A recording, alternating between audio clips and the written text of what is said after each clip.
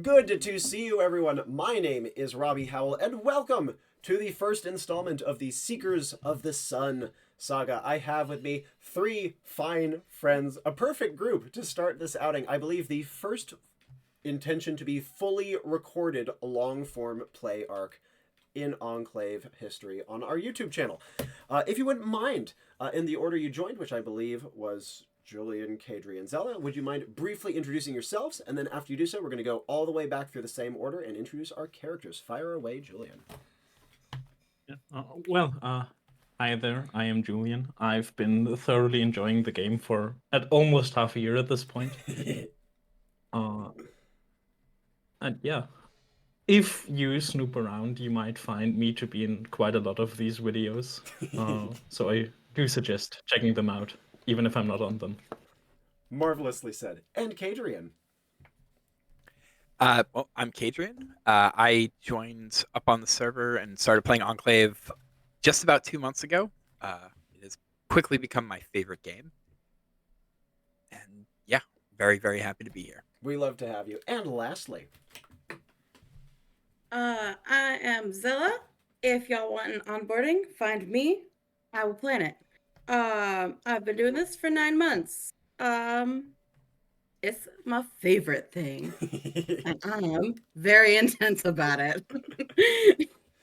And with that said, let us, in that same order, hear about your characters in summary. Don't feel like you have to go into a terrific amount of detail, but any amount you think would be most relevant, fire away. So I will be Taylor again. It is one of my favorite characters. He is, like, appearance-wise, really unremarkable, small, like the kind of person you would expect to be a cop hunting for people that have abilities. And he does not usually enjoy working with people. He will still try to solve the mission and agree to orders given, but that is about it. Marvelous. And he... Oh yeah, carry on, please. Important note that some people seem to not notice when they look at the character sheet: he is decidedly not that violent yet. So despite him being a witch hunter, he is not the person to bash people's head in, usually. Speaking of bashing heads in, Nemi. So Nemi is a 6'3", very athletically built Thane. She has like very black aesthetic. Her armor is black, red cape.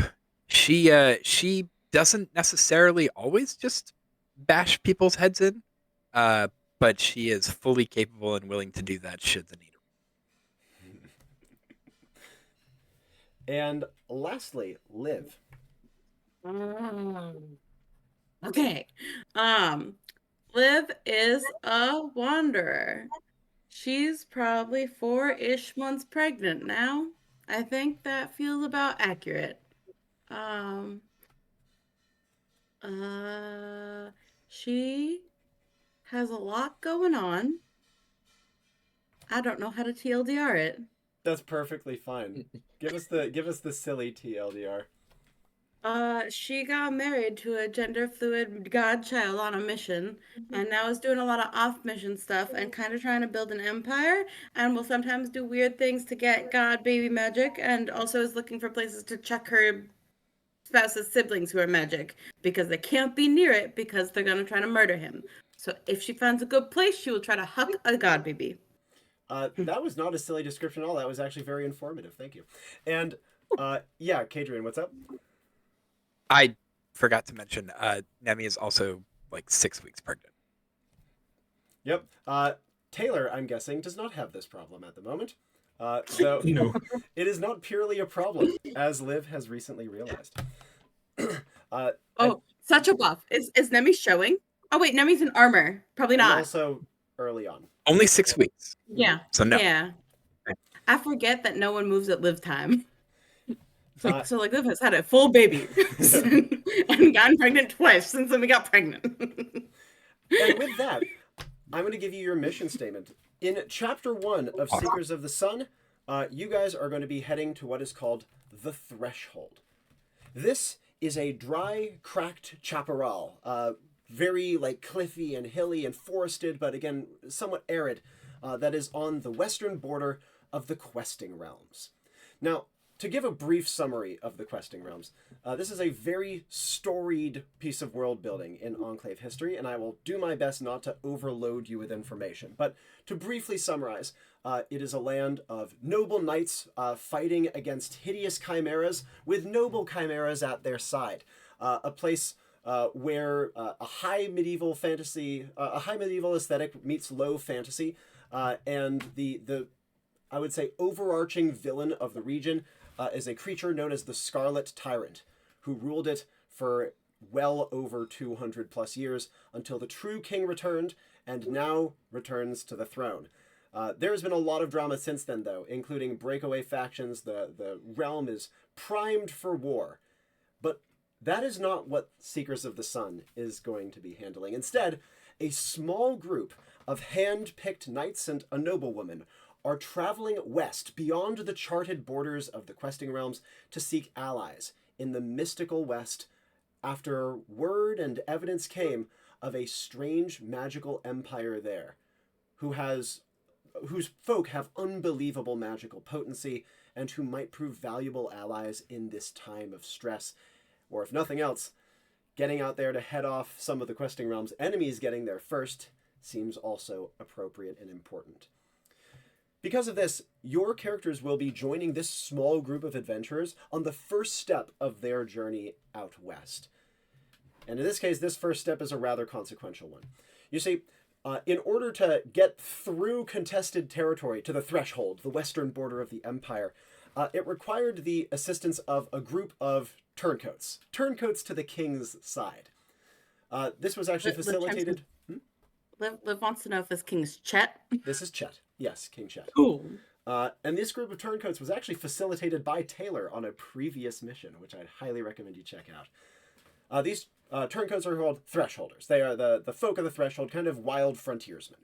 And they had been enlisted by the rebellious Duke Adelcrin, very powerful, one of the few who has outwardly, overtly resisted the king's rule, and is on the brink of war with the king, alongside a group of his allied dukes. He had attempted to recruit the Thresholders to assassinate the king, but at the very last moment they were unwilling to harm the Regis Certatus, the true king of the land, and so the king spared them, despite them nominally being his enemies, with, of course, Taylor's assistance. In return, they have escorted this small troop of adventurers through the contested borderlands and out to the Threshold. Here, however, is where your mission begins. In the Threshold, this group of Thresholders, these turncoats, pioneersmen, have come to their homes alongside the Seekers of the Sun, who I'll get to in a moment, to find that Duke Adelcrin has discovered their treachery. And as such, all of their families are at deep risk.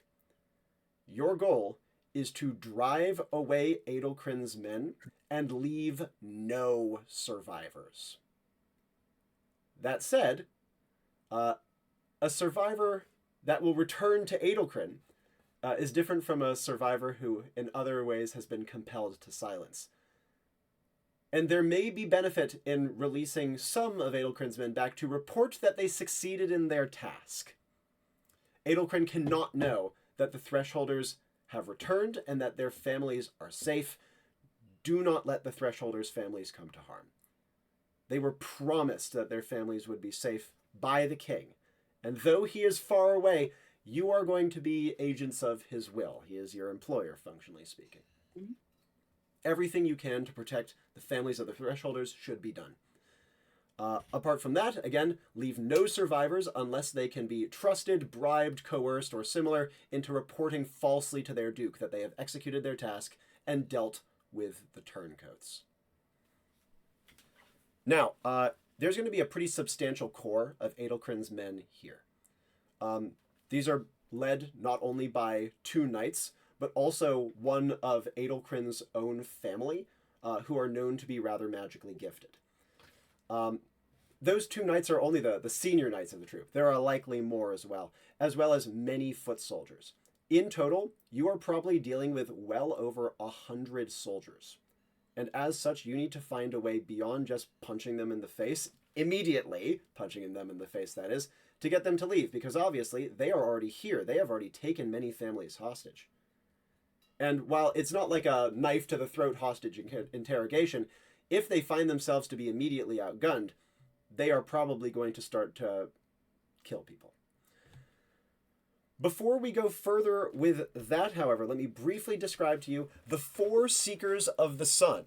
These core NPCs will be your greatest allies on this mission. The Thresholders themselves will be able to help. There's like 24 of them, and they are trackers and hunters who wield, for the most part, light bows and woodsman's tools. And they're also very stealthy, especially in their homeland. So you do have some manpower on your side here. But the Seekers of the Sun are as follows. 1, Sir Falstaff. He is a Thresholder himself and actually led the Turncoats. He knows Taylor and was the one that Taylor interfaced with to broker this deal. His Farer, and again, Farers are the names of the mounts of the questing realms, the beasts with whom knights bond and form an inseparable connection in order to gain their knighthood. Farers are very important and should be treated functionally as people. Sir Falstaff's Farer is an egret hippogriff, functionally, whose name is Gurley. Next, Dame Xela. She has worked for King Ch1 for quite some time. She's junior, but up and up. And her Farer is a large white snake named Tallow. Next, Sir Shackle. He is the most junior knight of this team, but was seen to have promise. He fights with a large axe and has an unusual Farer, a moth named Flit. Flit is big for a moth, but still a moth and cannot carry anyone. There are some Farers that are not mounts proper and instead serve other functions for their knight. And lastly, the only non-knight of the 4 Seekers of the Sun, Lady Ethel. Lady Ethel Hexlard. She is a gifted court mage whose magical capacities are terrible for combat, but fantastic for utility. She is the most important member of the Seekers of the Sun to keep alive, because she is going to be the only one who can communicate remotely back to the Kingsland while they are traveling west. So, while the Seekers of the Sun are ready to die in service of their king and in their great journey west, keep as many of them as you can alive, especially Lady Ethel. But they are also great tools and assets that you can make great use of on this mission. Now, I know that you will have a trillion questions, so we're going to try to keep it as concise as we possibly can. There is your mission statement. Apologies for it being long-winded. Q&A. Fire away. Does Liv have all her info from IPF last night? Yep. Cool. Other questions? When we are porting in, how far away, like how long is this mission in as far as days on mission? Potentially. In terms of you guys are going to be porting in when the Thresholders are reaching their homes. And so they're like just arriving and in utter horror seeing the Duke's men everywhere in their home village. And so you're going to be on the outskirts of this village. Your only job on this mission is to help them save their families. Then you're going to port out so that the Seekers of the Sun can continue on their merry adventure. Further chapters in this saga will see other squads porting in at other kind of key points in the Seekers mission. You are not expected to stay with them for long, though, as per always, you don't have to port out at the end of the mission, and if your character chooses to stay alongside them, that can be negotiated. Other questions? How are we perceived where we're going? Who knows us? Do they think of us? How are we perceived in the political context? What do they think about pregnant people? Liv is slightly visibly pregnant. Yep, indeed. Pregnancy is treated with substantial respect here. It is a high medieval society. Yeah. That said, many knights here are women, and some do fight pregnant and are treated as combatants. In terms of who knows you, the only member of the Seekers of the Sun who will have like substantive details of any kind will probably be Lady Ethel, given that she's the only one who has a direct line of communication. Probably wouldn't have had time to relay it just yet with all the drama the group is encountering. That said, the others have are aware that the Enclave will be dispatched. And Dame Xela has worked directly with Enclave squads before. Sir Falstaff knows Taylor. Dame Xela has seen Taylor, so he's an in as well. And in terms of your other aesthetics, Nemi just looks like a knight. Like, they're just going to think she's a knight. Taylor has previous experience here. And Liv, again, she has rather an outlandish look, but is visibly pregnant. And that's going to be enough to make most people, like, not be rough with her, at least initially. Great. Other questions? What what level of deference could we expect from the Fellowship and possibly the Thresholders that are with them? The Thresholders, as Taylor can attest, are, like, not unreasonable, but unfriendly. They'll work with you, especially once they realize what you're doing. In terms of the Seekers of the Sun themselves, they have been given explicit orders to cooperate with Enclave agents that show up along the way. But they have varying personalities and have also already started to develop strong feelings about each other, having now been traveling for well over a week.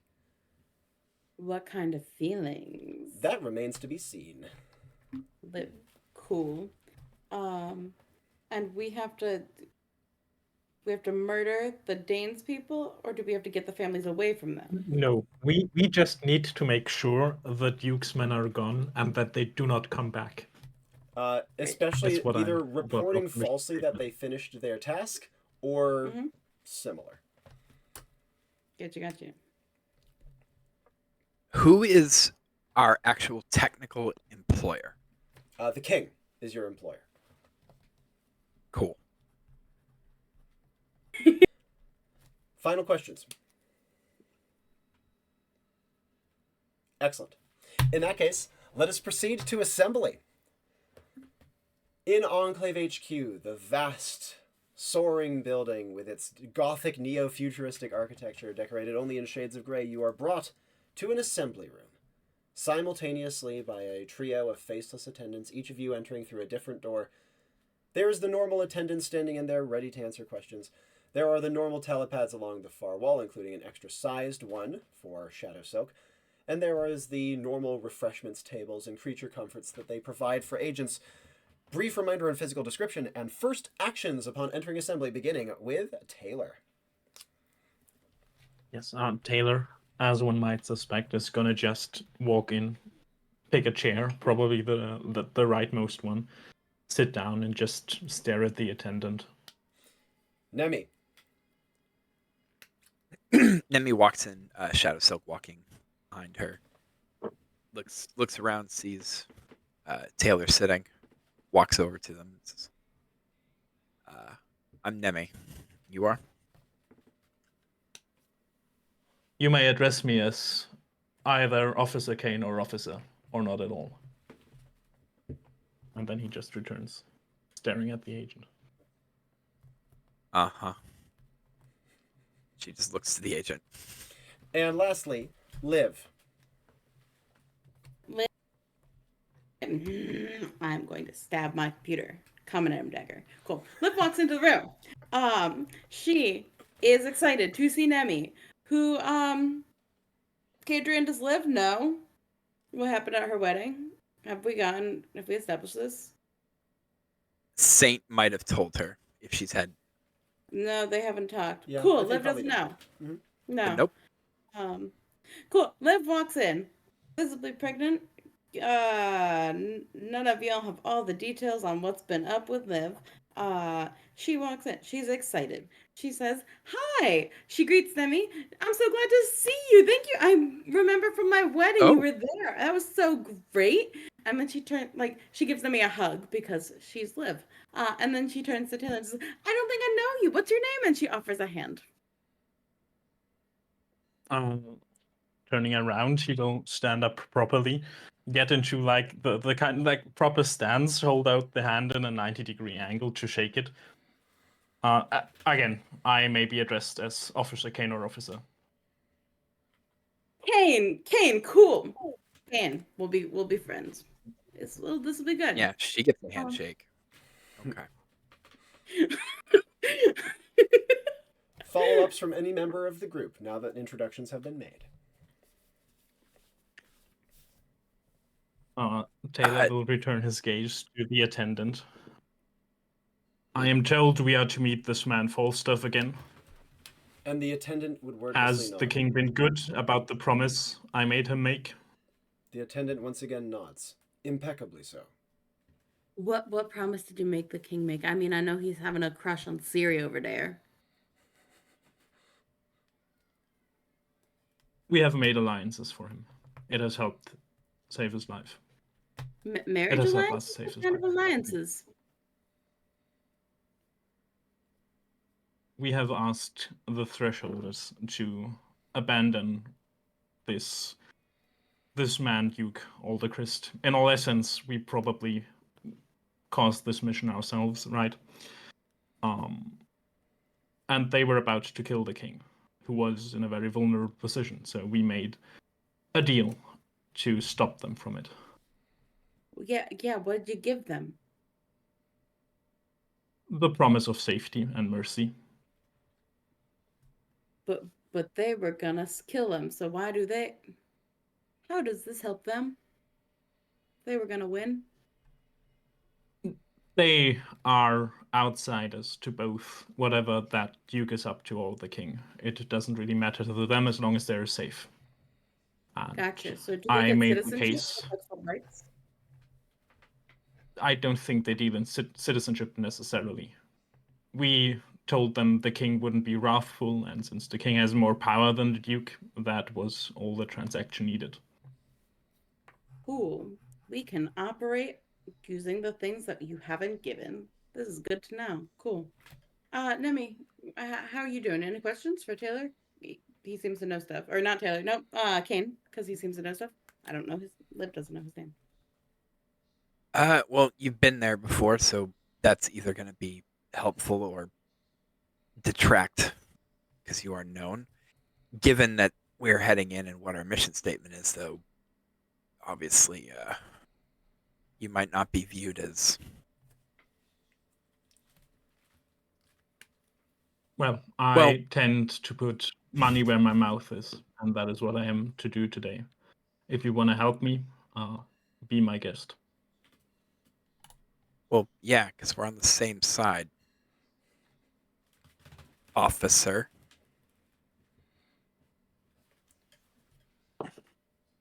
No, I guess we'll just see I am ready when to we get go. there. And in that case, the attendant would turn on a heel and stride from the room, and the telepads would spring to life, pulsing with colorless light. Final actions before you disembark. Liv would get like a cup of ginger tea because she knows this is gonna. Indeed. Mm-hmm. But she drinks so much tea, I think she just legit downs a cup of ginger tea. Other final notes from Nemi. Nope. Nemi just leads Shadow Silk over to the teleportation pad.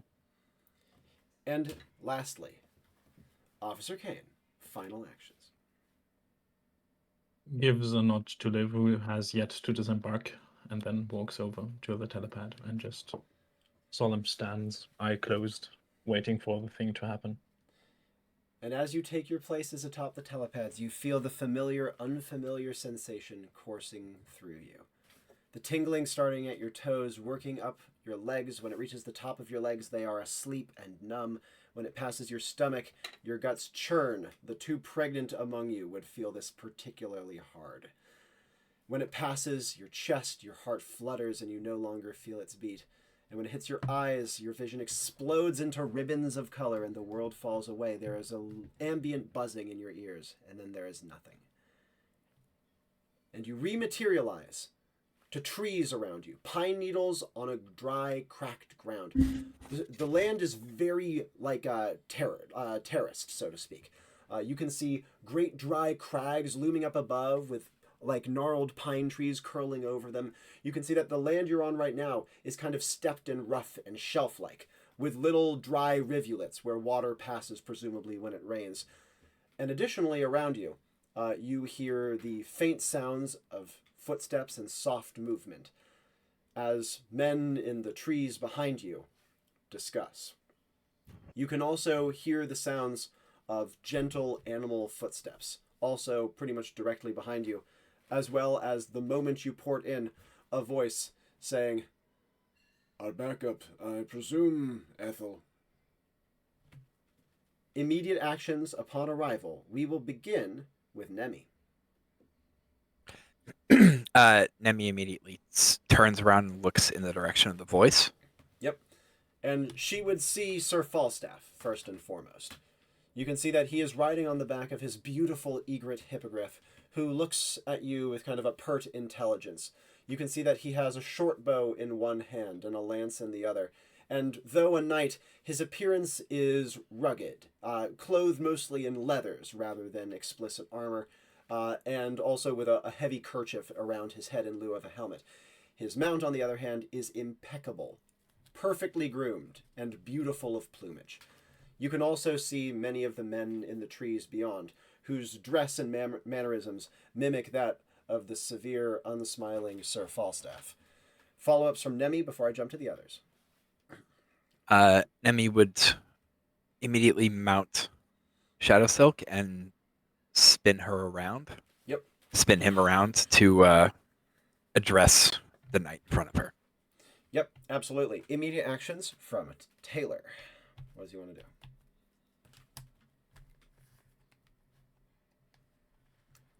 Getting out of the stupor of the teleportation, looking around, seeing Falstaff, just gonna nod and then stand next to the others. As you would do so, you would also note the other Seekers of the Sun, whom the Enclave would have showed you images of before. See, Dame Xela has a wide face and broader shoulders. She's more conventionally armored and has substantial regalia. Her snake rears high, with her kind of riding on a strange, like noodle-like saddle around its upper head area. And though its body, that, as Taylor recognizes, is rather thin for being able to hold such a weight, it nonetheless has substantial agility. Sheila would wave to him. And Liv, immediate actions. Yeah, Liv turns. Obviously, she vomits. She doesn't do well with teleporting when pregnant. Quite. Yeah, not her vibe.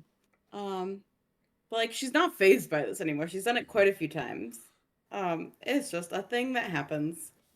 And then she I'm guessing in her satchel she just has like I don't know what type of fabric. I think just probably like similar to like the fabric she's wearing, I would guess. Sure. Which is probably like linen or cotton is my guess. I kind of lean linen. And wipes her mouth, tucks it back away. And then like stands up and looks around at the people, trying to like just gauge who's around. I think she'd be looking for someone who seems important but in a less combatant role. Yeah. Her eyes would fall upon Lady Ethel, who's the only one here whose clothes look undirtied. She is still wearing courtly garb, and looks quite young, probably in her teens, and is of rather petite build, though she does still have a pack across her shoulder. That said, Liv's vomit would absolutely induce Sir Falstaff to spurn his farish gently forwards, and as he approaches, he would say politely to Liv, "Are you well, Thea?" Liv would not look up with a smile and say, "Oh yes, teleportation just doesn't sit well when I'm." Then she'd put a hand on her stomach, carrying. "Do you require?" And he offers a hand. She doesn't. Do I require what? And he gestures to the saddle behind him. "I do not wish to make you walk." She pauses and says, could we chat if I rode with you?" Certainly. And you would see that his farer, with her like bird forelegs, would actually like claw some dirt over the vomit to politely hide it. Now, as Falstaff is approached, his eyes have been on Taylor until Liv puked, but then he, after speaking with her, he turns back towards both Taylor and Nemi, and he would say, To see your face again is surprising to me. Do you think we would hide when we have made the promise? To keep a promise far exceeds expectations of making it. And as he says so, he says, I am not humored by your appearance, but I am grateful for it. And he looks to Nemi and says, your name, my dame, and your families. Nemilia Parnassus, though I go by Nemi. Sir Falstaff Carruthers. You may call me by my first name. And he says, I assume that you have been told our current predicament. We arrived but 2 hours ago and have been scoping the surroundings. It's the worst case scenario.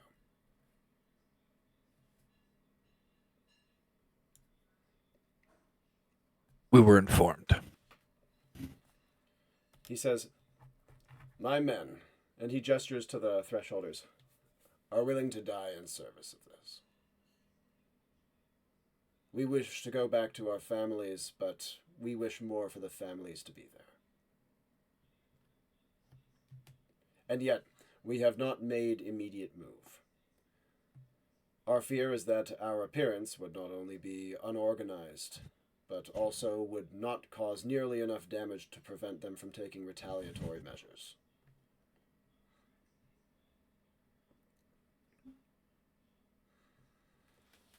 He says, as such, I do not believe that myself or any of my kinsmen can show our faces until it is time to act. He gestures, my traveling companions are foreign enough to these parts that if they hide their heraldry, which they have done, they are likely to at least be treated with suspicion rather than overt hostility, and you are likely the same.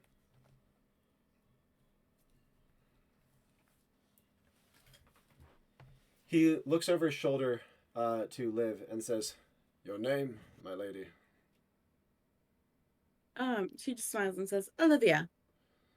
And he says, well, Fia, Olivia, where do you care to ride?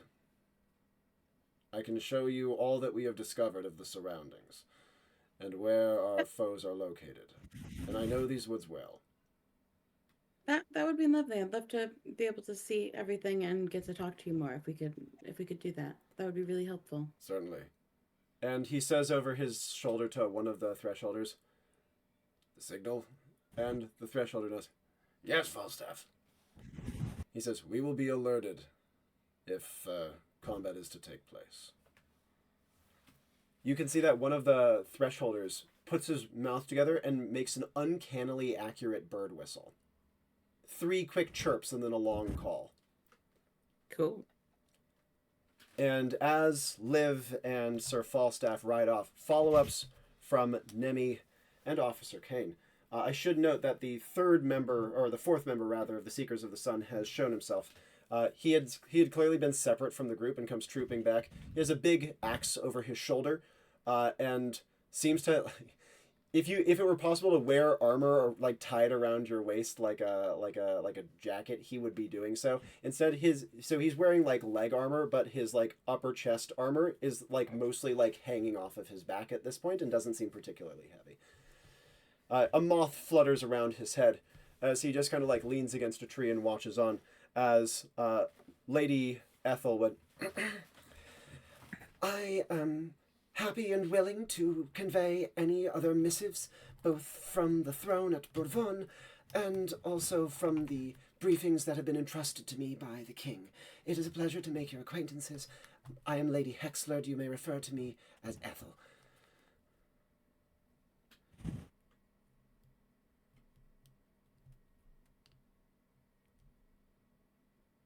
Nemi looks to the 3 other members of the Fellowship that are still there and says, you've been here for a few hours already. Sir, Have you any thoughts on how to handle this? Sir Shackle says, yes, I've been scoping the perimeter of the location, and I'll give Adelkrin one thing. He's thorough. They have sentries at regular positions. They have occupied the watchtower so that we cannot fly. He gestures after Sir Falstaff. And he kind of gestures to the moth. Flit's pretty good at going unseen, so I was able to get a little bit more information. It seems as though they have identified the exact houses, and he gestures over his shoulders, of our good men here. They have spared those who did not defect, which unfortunately is almost no one in this village. He says, while weapons are not yet drawn, their families are held.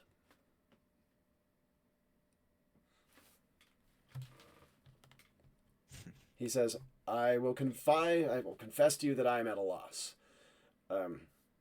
As the most junior knight in our company, I have yet to see any battle like this before. And Sheila would say, you're not alone, Shaq, as she would slither over towards Officer Kane and give him like a hearty pat on the shoulder from up on the saddle and says, you again, you dog. Have anything else to stick in Malephony like last time? How is the lady faring? Did you inspect the locket in the meantime? Substantial news, substantial information. It's a love spell that I won't speak ill of a noble. And Sheila would turn to Nemi and says, Dame Sheila Carolignus at your service, senior probant of the king. And I would say technically I hold rank on this mission. She looks around, looking kind of surprised to be saying it herself. And Shackle gives her like a little salute off to the side. She says, and yet, despite my rank, this is beyond me. I am not a tactician. I'm used to following orders, not giving them. Falstaff, he's got a good head for tactics on his shoulders, and if something's stumping him, it's not good. Plus, she leans in, his family is up there. He doesn't want to make a rash decision right now. I can't blame him on that. The problem is this is not a regular battle. This is a hostage situation. Yes. Essentially. The best I had thought, and the best we had come to, is Shaq and I, maybe Ethel if she's up for it, and now you fine folk could maybe see if we can saunter our way in, try to come up with some sort of cover story. Unlikely to be very compelling. She gestures to Nemi and says, your accent isn't from around here, and as such you'd likely have better claim to be truly foreign, and as such might be seen as simply a passerby. I just can't think of another way that we can make a move on them. They have every lookout, every vantage point covered. Not to mention every hostage under control. I am gonna just volunteer some more information then. I have done things like this previously. Not in this kind of scale, really, but it has been my job at points. If really needed, I can provide us with a cover that is both great and terrible, because it will obscure vision for our enemies, but it will also make us irritable more than usual, if I do. Uh-oh. Falstaff's gonna have a field day with that. And Sheila says, wait, As such, I'd rather not. Was that the mist? Mayhaps. I am no longer for myself. I think there was some natural mist too, but yes, I distinctly remember doing that. Keep your secrets. Moreover, I am actually not used to have this much time to plan a thing. It has not come up in any of these missions, so that is a new one to me. We have time, but only until they start moving the hostages. He says, I would say that is probably the worst case scenario. I'm guessing they'll likely start doing it soon as well. They don't have rations. They don't have a long-form barracks. There's no ability for them to occupy the village. And as such, they are likely to march them out, back out of the threshold and into the west parcels, Adelkrin's land. Once they're on the road, I think we have far less of a chance of getting a drop on them. What lies to the north? North of here? Adelkrin's lands are to the west, yes? East of here, the west, uncharted, where we shall go. And he says, I'm not from here, though. A thresholder chimes in. North is wild country. Crags and cliffs and endless beasts.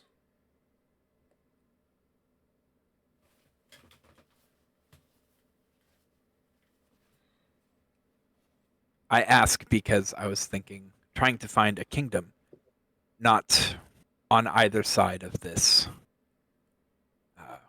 conflict, where we could be coming and searching for allies from. And It would give us a reason to be traveling into this village. The thresholder would follow up immediately and say you're from the west then. It's uncharted. And everyone knows ravens come from the west, looking over your black. All right. It helps that I don't certainly look like I'm from here. You could. You have a mount. Looks down at Officer Kane and goes, well, he doesn't. But I also wear black. I have had another thought, though. This village, would you call it a hamlet? As in, is it fortified in any way? And as you ask, the thresholders would nod. Yes, we have some amount of fortification. Outposts. Couple low palisades. Helps with beast attacks. But it's not a manable wall of any kind. No. So one might be able to sneak in if we get past the sentries. I'd say so. That is good to know. And before we go further here, we're going to jump back over to Liv and Falstaff. Yeah. As Falstaff's fairer girly starts trotting out, she moves with a smooth gallop, with her bird front feet making almost no noise on the pine needles. And she has very even gait, which makes comfortable with a belly, as you might imagine. And as you go riding out, and she effortlessly navigates the winding, uneven terrain, going over low ridges and down into little pocketed valleys, what would Liv say or do from here? Yeah, Liv would ask for more information on the Duke. She would like, I think her hand would be on the shoulder of Falstaff, unless like she had reins to hold, which I don't think that, or like something to. I think she'd have at least one hand making contact, but I wouldn't want it on his like waist. I'd want it like somewhere a little more neutral.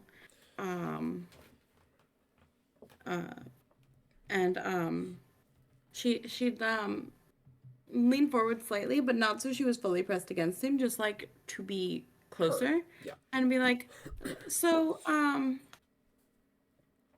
is the Duke a part of the local hierarchy, or is he from a different area, a different kingdom? Duke Adelcrin is our eastern neighbor. He holds no jurisdiction over these lands, and yet he is able to throw around his weight. We have not a central army, nor have we any sort of organized defense. And he pays well, hence why I and members of my home fought at his side for some time. But he is merciless. That is good to know. He also lays on his deathbed even now. He could die any day. Who will succeed him? He is likely to be succeeded by his eldest son. In fact, a son of that son, grandson of the Duke, is here, heading this force. His name is Lord Rostin Adelcrin.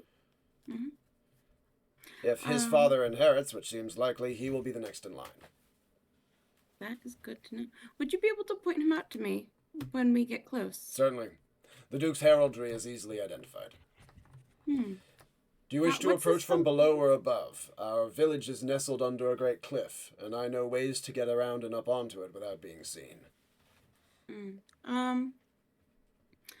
Whatever way, I think probably when we get close and you can point out the key figures to me, I think I will try to do a little bit of social maneuvering with them. See what I can do.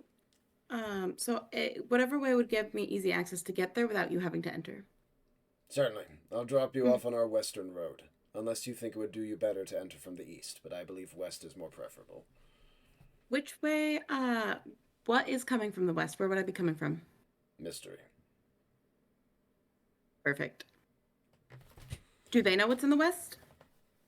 Are you asking him directly? Yes. Do they? It's uncharted. The No, beasts are too he's violent asking out if there. the Duke's people know what's in the west. Yep, and he says, no, it's too violent. Mm. Part of the reason that King Chet has set a group of 3 trained knights and a mage is that any given one, a merchant convoy, any of these things that normally would give us information about a distant land, don't dare travel west. Mm. So you just know it's violent? He nods. I've hunted west, but never more than a day's ride, and it's dangerous. Why is it dangerous? He says, the animals there, they could be called farers, like Girly here, but there is something more aggressive about them. Normally, a farer is... They're not tame, you know. They're not fluffy. They are fierce and loyal and proud creatures. He's scratching her absentmindedly behind the ear as he says this. But those out west, the further west you go, the less they're willing to parley. Great. Okay. Do they have their own societies? Or... I do not think society would be the word for it. The pharaohs, though, do they have their own, like... We cannot speak to our pharaohs. We know, but we cannot, extrapolate long at language. From what I infer, sometimes they will cluster, sometimes they will be among their own kind. It is rare that they readily associate and broker with each other like humans might. Okay. A plan forms in your mind. A little bit. You come up upon a dusty, winding road, only wide enough for a single wagon, and looking quite unused. There's a little bit of, like, old footprints and animal prints there, but he drops you there with a great shelf of rock obstructing you from the rest of the hamlet. He says, I don't think they'd expect anything from this direction. And sure, your story is as tight as you can make it. I am going to travel above to the cliff to try to keep eyes. Would be good. If you see someone attacking me from behind and I don't see it, if you could try to back me up, that'd be great. Yes, and I will sound the alert. He would Thank you. very, very low, quietly whistle the same bird call. Great. If you see that things are not moving in my favor, please let me know. I shall. And is Liv going to proceed along the road towards the town? Liv's going to dismount. She is going to pick up... What's the road made of? Is it like dusty? It is dust and dirt, packed earth. Great. Liv is scraping dust with... She takes her knife and like loosens dirt and like dirties herself physically. In her hair, on her clothes, she just is like makes herself dirty and worn. She dishevels her clothes a little bit. Just like making the sari not folded as perfectly and like not crisp lines. She is making herself try to look like a refugee. Absolutely. And from here, back to the other two. You guys down below the town in one of these like craggy valleys covered in trees. What do the two of you want to do with the other 3 seekers and the thresholder team?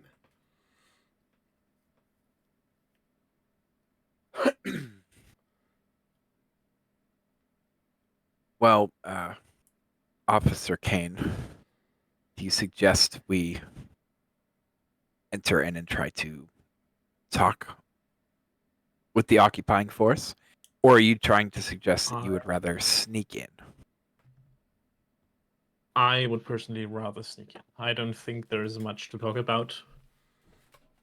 If I can assume that if the people, those people's families are as much as the people I've met, I'd be able to work with them. But Duke Adelgrin's people are just needlessly loyal without any real understanding of things.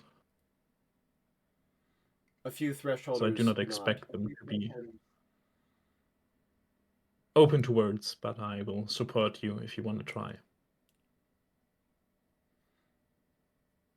I think the other problem is now we know that they're led by royalty,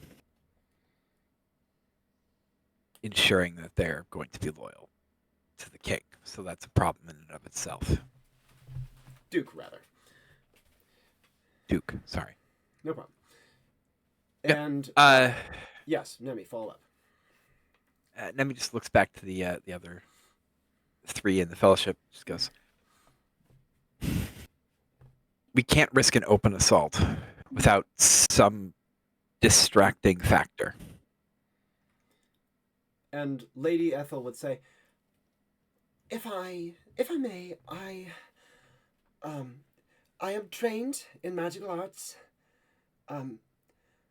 primarily in forms of communication and logistics, but if it would be of service to you, I can attempt to loosely guise you. It would not be particularly effective, but it could help to some degree. Forgive me, I do not know if this would be of use to you.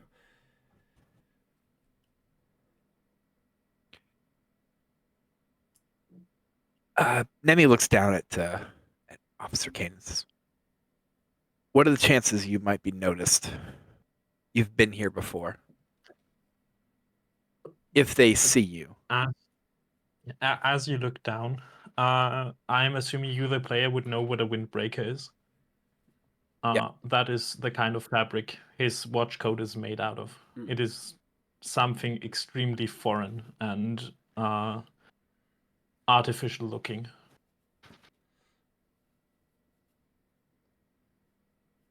What I mean by that is, you've been here before. What are the odds they might recognize you if they saw you? The only one that could really probably recognize me would be the Lady Malephony or her dastardly companion. Do we know if that knight is around, that dame? And Sheila gives an enthusiastic shake of the head and says, that was the first thing I checked. I don't want to fight Malephony again. And though she's the only one who'd likely recognize you, I will say word of your deed would likely have gotten out. And so folk might infer.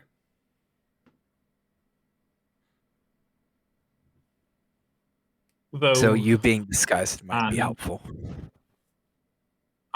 Though there is a saving grace I have used that these thresholders have seen me do, and Taylor's gonna take a few steps back into the woods.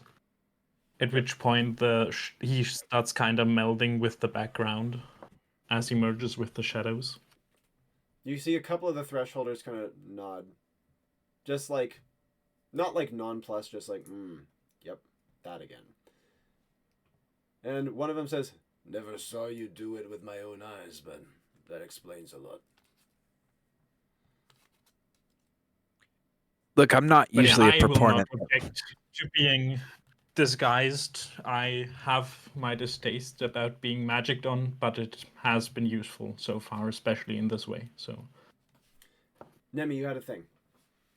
Yeah, Nemi looks over, waits for Officer Kane to finish, and goes, I'm not usually a proponent of splitting up the group, but it appears that's already happening. I know you said you don't particularly like working within a group, and that you have ideas for working with the families that are inside. Well, in the hopes that these nice people don't become our enemies anytime soon, I have this tiny bow. It helps me deal with people. I can make people sleep. I can make people angry. It may work in isolated cases, since I'm assuming they won't have them all on the marketplace and just guns drawn on them. But that is an assumption, and not a fact. Nemi would look at the other members of the Fellowship and say, if the four of us rode in from the west, from an uncharted kingdom, as a distraction, allowing Officer Kane here to sneak in, have an easier time of infiltrating the village. Are any of you well recognized, especially by, say, the Duke's grandson? And Sheila would say, I might be. I was there when Malephony got her comeuppance. And as such, word of me may have spread. Wouldn't you know it? Would be amazing if that happened. I've always wanted to be famous. But as she's saying this, Shackle would say, not I. I'm new to much of this. And Ethel would say, no, certainly not me. All right. You say you can disguise people. Could you disguise Dame Sheila and perhaps Officer Kane to just look like one of the people of these lands, motioning towards the threshold? And she looks to Officer Kane and says, quite easily.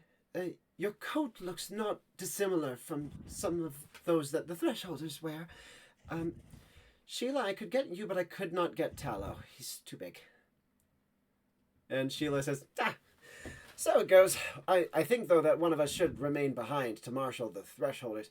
Not to say you folk aren't fantastically competent, but at the same time, I certainly wouldn't want you getting ridden down upon without having a knight in your way. That's a fair point. And Ethel would approach Officer Kane and says, terribly sorry. Do you mind if I attempt?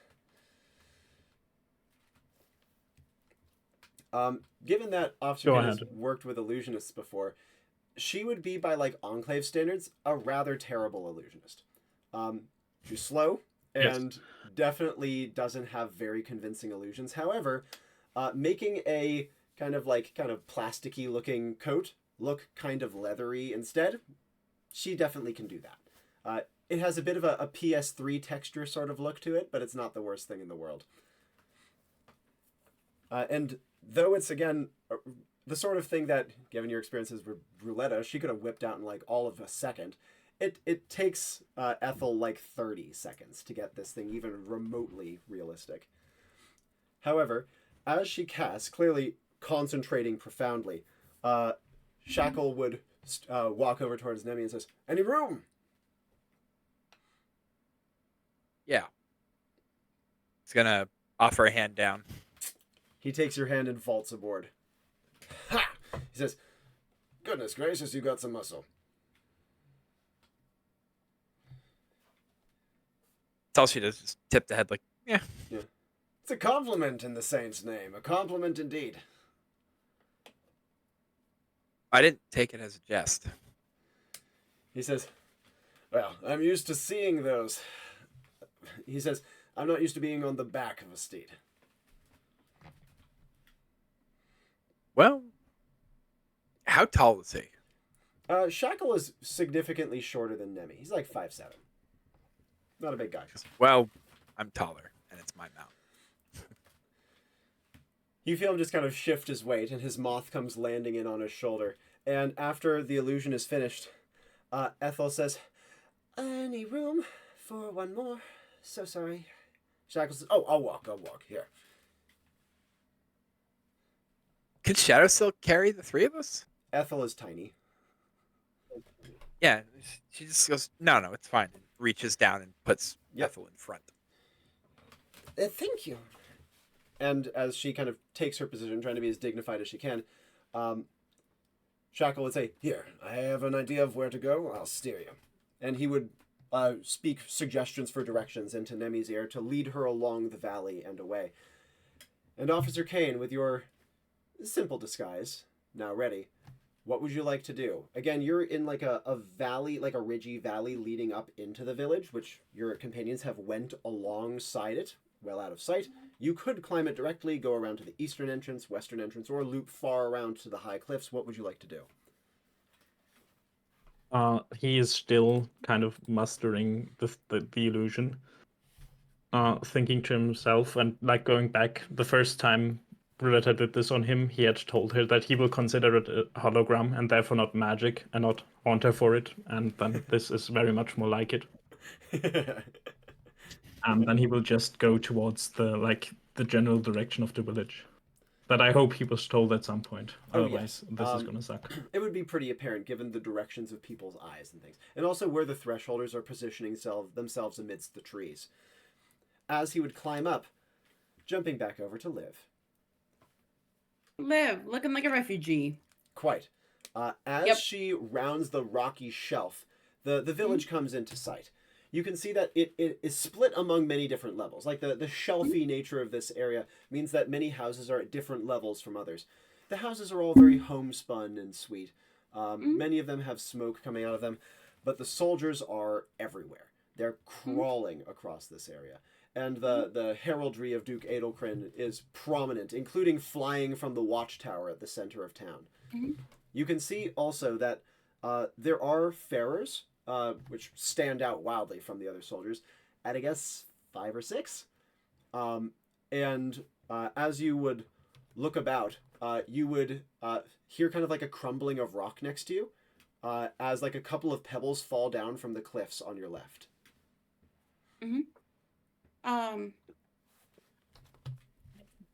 Okay, Liv is purposefully, what stat am I trying to use for this?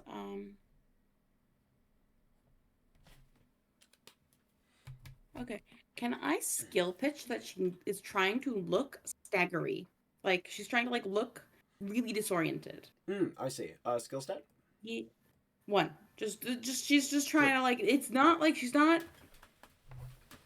I just want to give her, like, the knowledge of how it would look. Certainly. Reflex?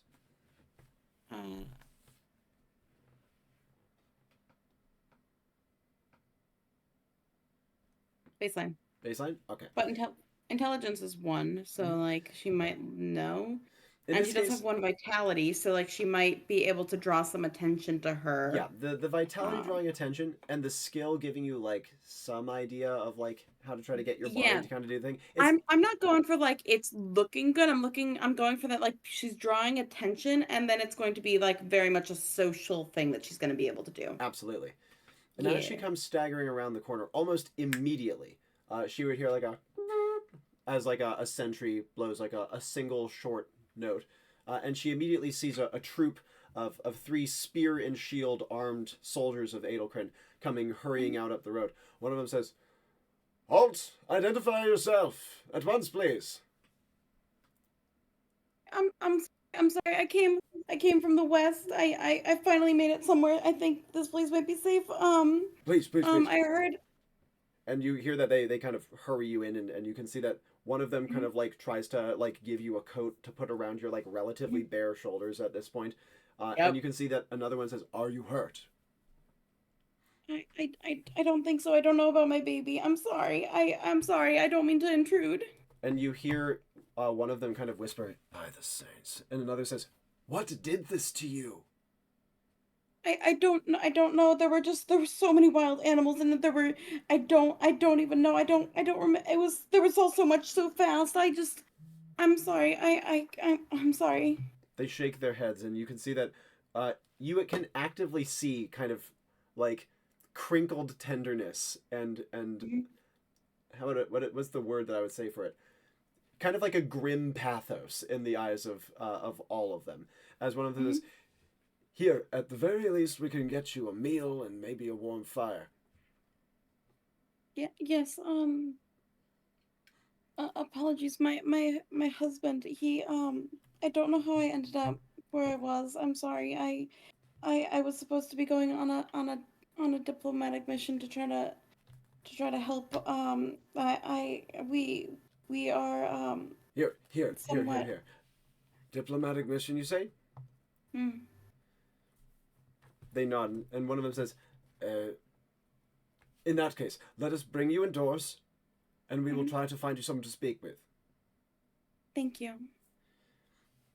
And as they are kind of escorting you into town, they come to the closest of the houses, and one of them would knock and call, and after a moment he calls out, "You all, injured woman from the west." There's a moment, and then you can see a suspicious face open the door. Mm-hmm. "What do you want, Dukesman?" And after a moment, "Look, open your damn door and look with your eyes." "What is your name, madam?" he says to you.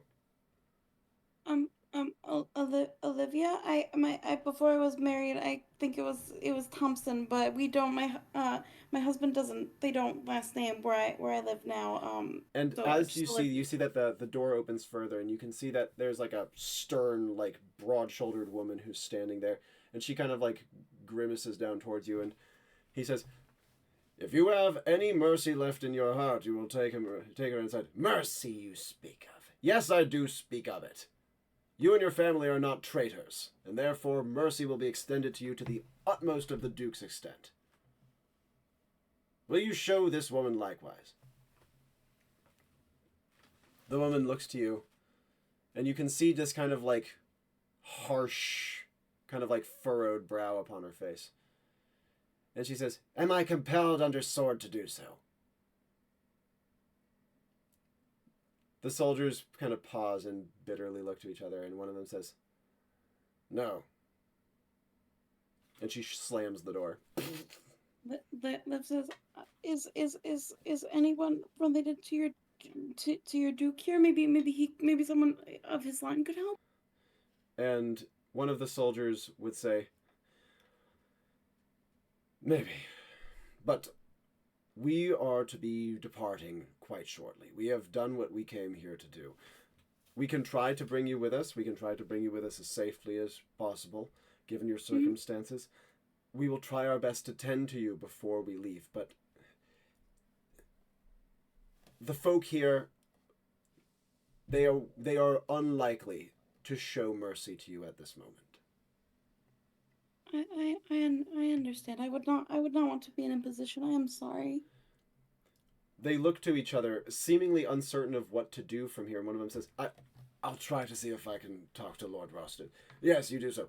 Madam, please come sit under this tree, out of the sun." Liv goes with. And as they are, like, kind of get you down to the tree, one of them says, I'll fetch a little water for her, shall I?" "What water? This place is dry as parchment." And he says, "I'll find something, shan't I?" And he goes, again, trooping off, leaving you with just one soldier who stands up in front of you with his spear out and his shield ready.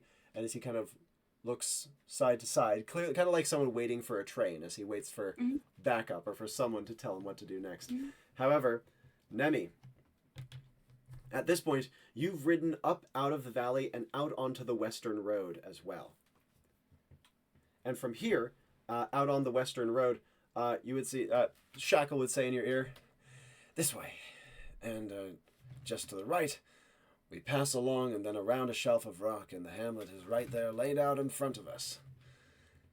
He would say, "We should expect to be immediately identified, though whether they respond violently remains to be seen." Well, I guess we'll see about that. Emissaries from a Western Kingdom. Emissaries from a Western Kingdom. And Ethel says nervously, "Should we determine the Western Kingdom's name or roles, or leave it ambiguous?"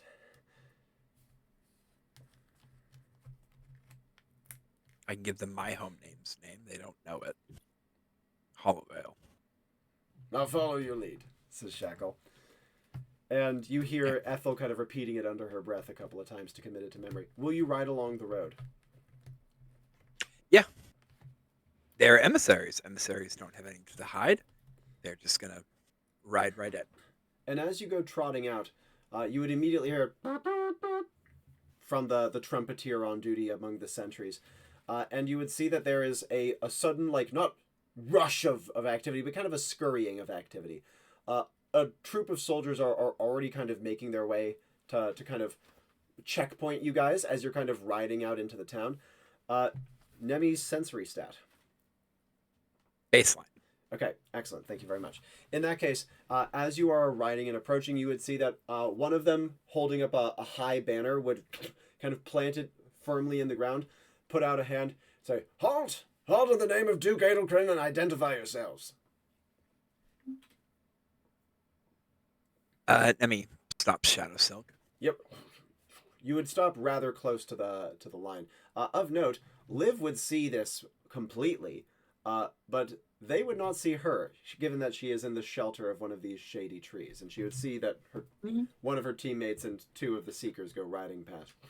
You would see that the soldier guarding you, like, immediately is, like, on high alert, and you can see that he actually steps a little ways away from you to exchange whispered words with another soldier that's kind of, like, scattered about in this section of the hamlet. Back to Nemi. Nemi stops, takes out her banner and just holds it up. It has her family crest on it. We're emissaries from a kingdom to the west. We haven't explored this far east. Going to see what's out here and find potential allies. And as you say this... Represent the Duke? Yes, and your name, and the name of your family. Emilia Parnassus. Parnassian line rules Hall of Vale. Hail and well met to you, Lady Parnassus. And who rides at your back and front? Introduce yourselves. And Shackle says, you can call me Shack. Just security. And Ethel pauses for a second and says, I am her ladyship's scribe and secretary.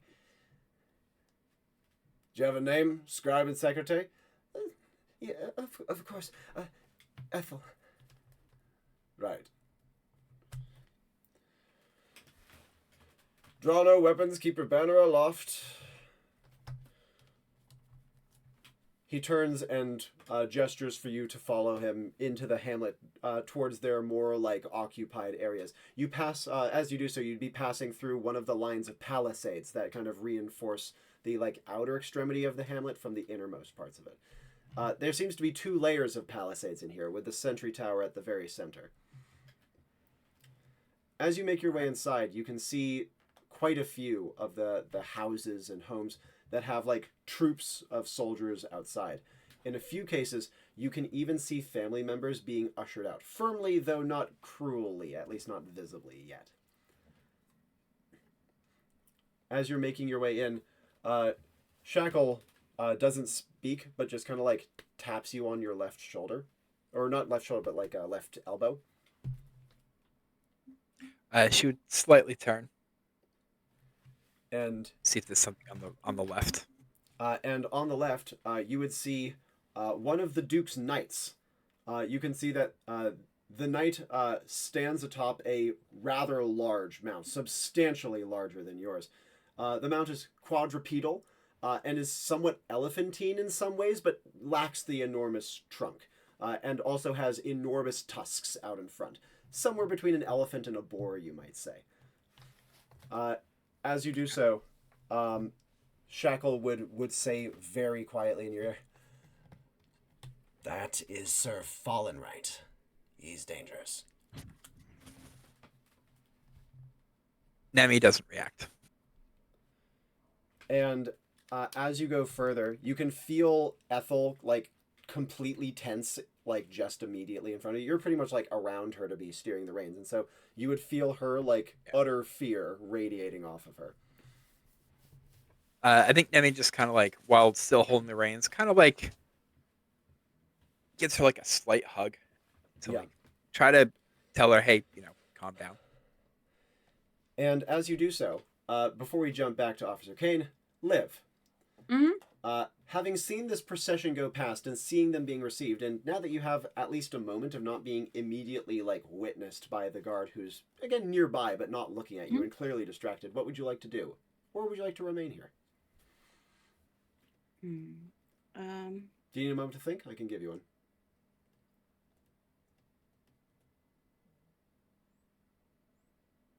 Yes, give me a moment. You got it. Kane. Having climbed the ridge, going up the kind of rugged embankments and low tufts of dry grass and between trees and across pine needles, you come up on the to the southern side of the hamlet. You can see that there are only one or two small houses on this side, only one of which has any sort of soldier presence around it. But also, you can see it's quite close to one of the outer palisade rings. Any actions you'd like to take as you are approaching? And how would you like to approach? As casually as possible. Just he looks like I hope he doesn't look like too much of a soldier, but more like a regular farmhand or something close to that. So he's just gonna casually walk up and see how far that takes him. Now, again, while the disguise is not brilliant, it is definitely enough to make you kind of look like a thresholder. The hat is a little different, but some of them do wear hats. It's not completely out of left field. And from what I understand, it's not made of an obviously modern material. Is that true? No. Yep. And in that case, as you would be kind of tromping up, going past one house, you would see a soldier from one of the other occupied houses would kind of like raise a hand and say, "Where are you coming from, thresholder?" Out the woods. I was out hunting. Yeah, sounds like typical thresholder behavior. You can see that he kind of chuckles to one of the nearby soldiers, who kind of looks suspiciously over to you and says, "Where's your bow, thresholder?" It broke. It is also the reason I have to return empty-handed. As you do Not so, gonna look forward to tell that to the wife. you see that the kind of like joking at your expense turns to a brief bit of commiserating at your expense, as the one who initiated the conversation gives kind of like a yeah, and another one says, "From what I understand, the town bowyer is not under suspicion of treason. So, if you've been out a couple days, you should still be able to get your bow fixed by him. Or if you just need a string, he should be open. He always is." Yeah, that is. I look forward to seeing him again. It's been happening a lot. And he like sort of moves a bit. Been getting too strong for the things. Been a hassle. As you say that, the two soldiers just kind of nod, and one of them says, "How long you been out for, thresholder?" A week, I think. It's you know how it is out there in the woods. Sometimes you lose track of time. "So I've heard," says the other. "Not done it myself, though. You thresholders can sleep on anything." Well, yeah. Again, so have a good day. "Free to go. Duke's business. There's traitors in our midst." Oh no. I hope no one I know. "Yep, you better go home and check." Thank you, then. And he just nods and goes farther into the village. This would take him past the first layer of palisades, and bring him into like the kind of inner ring, but not the innermost hub. As he enters in, again, the village is rather scattered. There's only kind of a beaten dirt path. It's not disorganized. It just is like made it was not laid out. It was not a planned settlement. And as such, what would he like to do as he enters into the town? He would note, by the way, I say town, small village. Even though he is walking about, he isn't being stopped. It seems as though the only people who are being like apprehended are those with direct familial ties to the turncoats, and everyone else is being allowed to go about their days. A note. Taylor has a +2 sensory. He would try his best to get in as much as he can as he looks around. Yep. Give me some ideas on the sort of things you're looking for here. Well, he is, for all intents and purposes, one would say, a cop. So he is looking for other people about, mostly. As you said, like they're not harassed. So I'm assuming that's the case. Yep. Only and one or two. Just it's not casually it's walking not about. And they don't seem to be casually trying to walking figure about. out. They seem like pointed and purposed, and also the thresholders, as they pass soldiers, you can like, how do I describe this? It's not like they're spitting on the ground at their feet or anything like that, but you can like see There is tension. you can see visible tension as they pass by, even the ones who are not being directly persecuted. And yeah, trying to get a sense of which houses would hold hostages. Yep. Which, like, trying to glance through the window and stuff like that. Easily done. Again, it's a little over a dozen houses. And they're immediately identifiable by troops of anywhere between 3 and 5 of the Duke's soldiers positioned out front. You would hear the distant trumpet blast and see a little bit of activity scurrying through the villages. Some soldiers go moving off towards the western entrance, and others quickly pause to communicate with each other and also relay information to and from the knights that are trooping about. Like I said, there's about, I said to Liv earlier, she saw about 5 pharaohs, maybe 6. Kane would see a similar number. These knights seem to be, as you might imagine, serving loose leadership positions, but there does seem to be a hierarchy among them. He would note 2 knights who are substantially armed and armored and have very clearly powerful pharaohs, whereas the others seem to be a little bit more junior, but still well above the rank of a soldier.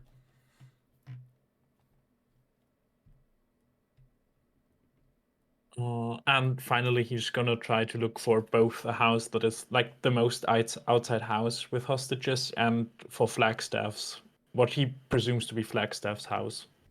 And what would make you think that a house would be Falstaff's? What would be a clue that would key you into it? I'm assuming that he, being a knight, has some sort of heraldry, and also would assume that would decorate his house in a way. Though not overtly anymore at this point, probably. Yeah, exactly. Okay. What is Taylor's intelligence stat? A single plus. Single plus? In that case, you are definitely right that his heraldry would not be flying right now. So probably cannot go on that. That said, you did not see any other thresholders who had farers. And while, given that you've been here before, you know that farers are treated pretty much like people and are allowed in the house, it would have to be a house big enough for his animal. And because of that, since you said you were looking for kind of the houses on the furthest extremities of the town, you would see that the easternmost, along the eastern road out, that one, the one that's occupied at the easternmost extremity, does seem to have a double large door. How well is that guarded right now? See that has the highest soldier presence out of any. There are 7. Right.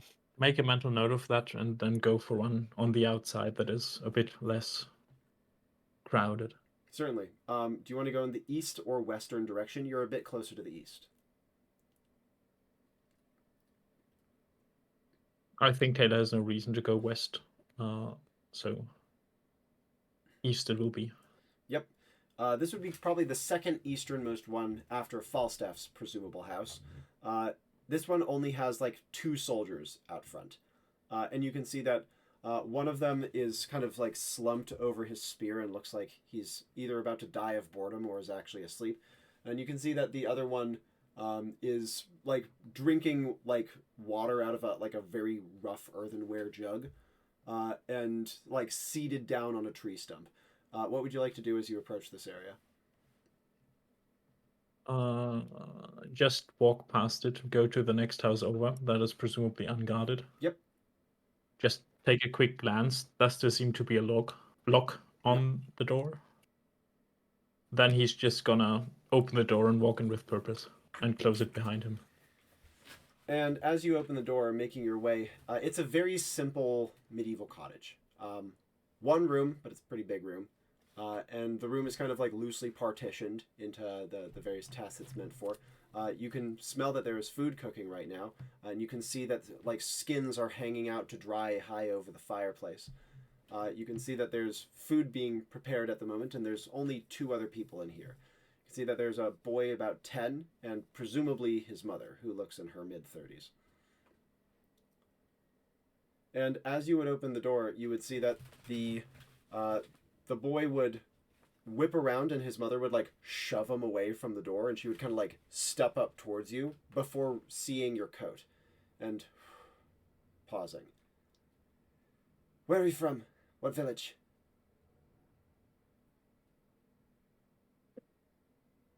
I shall be honest. I am an outsider. I am trying to help your people. Why? What's in it for you? I made a promise and I intend to keep it. Promise to who?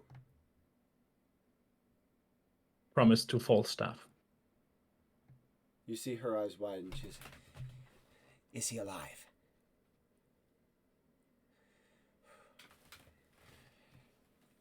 She says, did he really betray the Duke? I would rather say the Duke betrayed him. She turns away and says, and what can you do to help? You said we. Does that mean you've come with an army? And even if you have, how could your army attack without... She gestures outside. Saints know how many folk getting killed. That is why I am here and not riding horse. Falstaff is outside and a few more of our allies to help, but we all agreed it would be a bad idea to just go in. So right now we're just trying to do our best, gather info and try to help people in the meantime. Rap at the door. Door opens and one of the soldiers from next door says, excuse me, man just came in. I've never seen him in the village. And she interrupts. He's my cousin. Go away. And she kicks the door shut.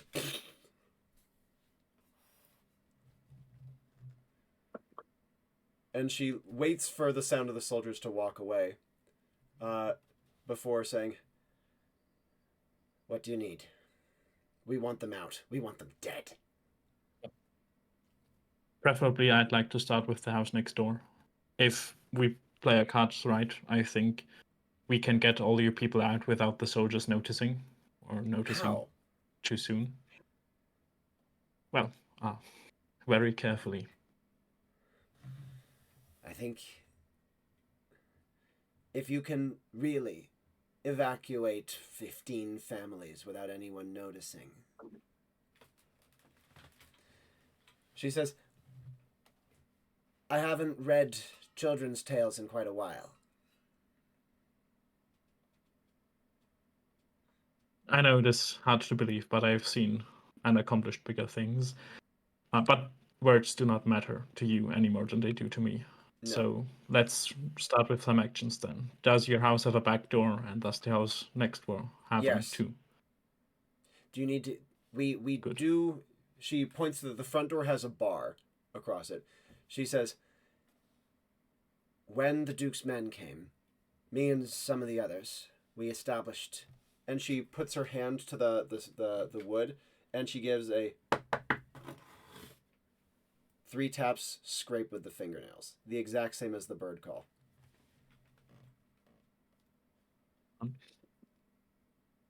Thank you, then. Out the back. I'll cover for you. If anyone asks, our last name is Woodbarrel. Say that's yours. Thank you. She wordlessly, unsmilingly, opens the back door for you. And as you make your way outside, we are going to jump back over to Liv, if you are ready, Xela. Mm-hmm. Yeah, I'm ready. I have a plan. It's a little risky. What a surprise. That's so out of character for you. I need one piece of information before I can do the plan. Does Nemi trust Liv? That is, I don't know if that's something that Liv could infer. Could Liv have spirit standard how Nemi felt about her in assembly? What is her spirit stat? 1. I just want a vibe. I don't really think so. A I full think vibe of just like impression. you gave her a hug, so clearly she's like willing to be Cool. reasonably friendly. Yep. I do not know if Okay. I could give you any more than that. At least as Yep, of that's now. If it helps, Nemi did not hesitate to hug you back. Sure, I'm okay with that. Cool. Okay. Let's start the plan. Okay. Go. Liv sees them coming in and starts freaking the fuck out. Is this like as they're riding past, or when they're a little ways past you? No, she like. I'm gonna. No, because she has to think and like thinking of how to do this in the best way and like how to. She is hoping that she doesn't know how to get the people out, so she's doing her second plan. If she can't do the thing, she's going to get all the attention so that someone else can do the thing. So it takes her a minute, so they are a little past, and she's going to be like, and she's going to start losing her goddamn shit and be just start. I think she's gonna like start sobbing and like breathing very hysterically. And as she's doing so, acting immediately terrified. the soldier nearest her comes rushing back over. Good woman, Kia, what is the matter? He looks at you and says, and he's trying to like steady your face. Is Liv in pure hysterics, or is she going to be at all? Yeah, no, full hysterics. And as she's doing so, a couple of other soldiers have kind of heard, what's all the noise? I can't, please. He like takes your hands, puts them in front of you. Listen to me. What is the matter? Was it the lady on the horse? They were in the bad place. I don't know what happened. But they were there. And after he says, are they pursuing you? I'm sorry. I don't remember. Everything's so foggy. I don't know why. Someone get me some water or something. And as he's doing so, you would hear the door slam open. And the same thresholder woman from earlier comes like kind of stalking out. And she says, leave my doorstep. And he says, I can't! He gestures to Liv. Is Liv continuing to freak out? Yep, Liv's full freaking out. And he says, and he's trying to get more information out of you. You said that you were attacked by beasts on the road and that you are from the west. No, okay, Liv is going to start running away. They said, no. And he like kind of like tries to take her by the arm and pull her back. And as full hysterics, just trying to like claw herself out of the town. And as you are doing so, he looks to the woman and says, does this pique your mercy? She's not one of ours, if that's what you're so bitter about. Just get her off the road. And the woman says, am I compelled by sword to do so? And he says, yes, damn you! Yes, take her in!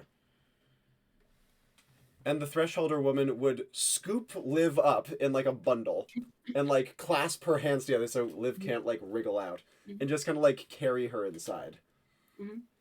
Will Liv be like fiercely struggling and continuing to freak out? While soldiers are in view, yes. Yep. Yep. And as she's brought in the house, the door is kicked shut. Liv immediately calms. Full calm. And the thresholder woman, whose craggy face you are looking straight towards, would say to you, where in the west? What is the name of your home? Maybe we have heard of it. Oh, no, nowhere. I'm married into the Nolone for.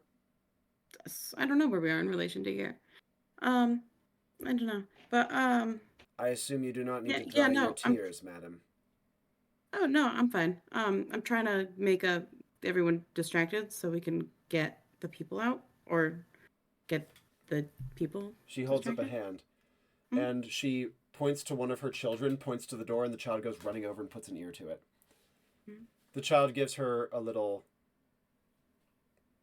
motion, and she says, keep speaking. Yeah. Liz says, yeah, I'm here to make sure that the Duke's men don't take all the people and the families and like just so we either need to get all of you out or get them to leave. I'm hoping some of my allies can do that, but if I get all the attention, they can operate a little easier. As you do so, the child by the door goes and waves and kind of does like a Liv cutting starts thing. screaming hysterically again. And then the thresholder woman, not being gentle, shoves a cloth in her mouth. Yes, yes, this tracks. And the soldier at the door says, "Has she gone down?" And the thresholder woman says, "What does it sound like?" Mm-hmm. "Go away." And the Duke's man walks away, and the child listening waits, and then gives a little point. And she takes the cloth out of your mouth again. Yep. How can I help? What do you need? She says, "There is precious little that I can do, or that any one of us can do. If we are to mount any resistance, they will not hesitate to kill. Resistance is a bad plan. We need to distract. If we wait, they will evacuate them. And by evacuate, I mean bring them to the prisons." Yeah, also a bad plan. We can get all the attention, and one of my allies can get everyone the fuck out. "How will you get all the attention?" She says, She kind of gestures you up and down. She says, "You are but one woman." I'm loud. She says, "Maybe. Of note, though, there is nothing stopping them from simply sending one knight to deal with you. They'll whisk you up on their fairer, and they'll take you away. Likely to be interrogated, I'll have you know." They can try. Also, they wouldn't super want my spouse coming here. They're a little bit stabby. "I don't necessarily know that they know that. And I don't necessarily think that a simple threat of that nature would be taken seriously." She says, "I would love to be able to say that my husband would come and rescue me as well, but unfortunately he died in the war." Yeah, no, but I think, "And every threat has been hurled at them by those who are currently captives." Yeah, are there any, how many women are how many women do you have access to? She says, "If I were to cross the entirety of the town to every single household, it would be immediately noticed. My immediate pot of 3 I could quite easily access. Some families are intact. Some of the menfolk were out hunting when the Duke came through with his offer." She says, "And as such, we do have able bodies. My body is able, my children are able." No, we're not fighting. No, I need pregnant women and attractive women. She gives a wry smile and she says, "Thresholders don't have much of a concept of the latter." She says, "We survive." That's fine. This is a way to do that. She says, "What I will say," and she kind of like gives like a rough kind of brush of your cheek, "it is rare that our features are carven so finely as yours."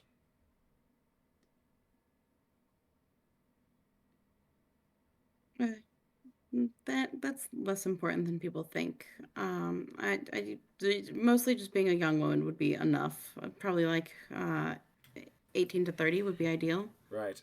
Or pregnant enough that like probably like second to third trimester of pregnancy, because we could start faking miscarriages due to stress or just labor. If this is all to happen simultaneously, while it will certainly be distracting, it is a ruse that will quickly be found out.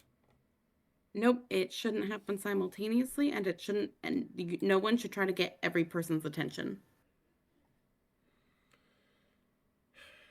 If nothing else, there is some plausibility. Since everyone is about to be carted away, though my folk are not prone to hysterics, it's not unheard of. I mean, but even if emotionally you can maintain stress, it presents physically, regardless of how emotionally you can maintain your composure. It's not ridiculous that if threatened with prison, women would react. She says, I will attempt to speak to my immediate neighbors. Young women, if they can start being forward with knights in a way of coercion, would it's not ideal, it's not fun, but it works. It works well. It works consistently. I don't think they would believe it. But men don't really question these things. Have you known a man to turn down a young woman when offered? She looks to you and she says, in our society, marriages are arranged to avoid just such a thing. That doesn't mean that they still won't work. She says, this leaves a taste worse than raw liver in my mouth, and yet I will attempt it. At least I will convey it. The willingness is uncertain as of now. That is fine. Do you have any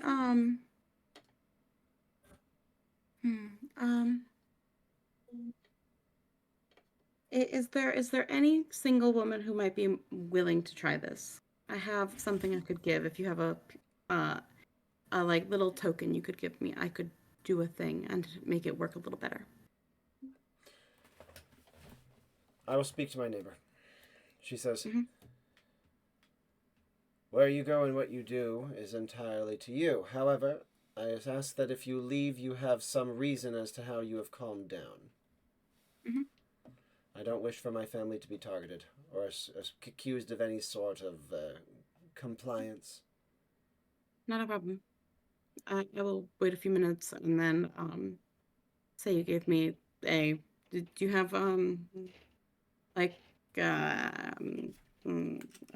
concoction elixirs, concoctions,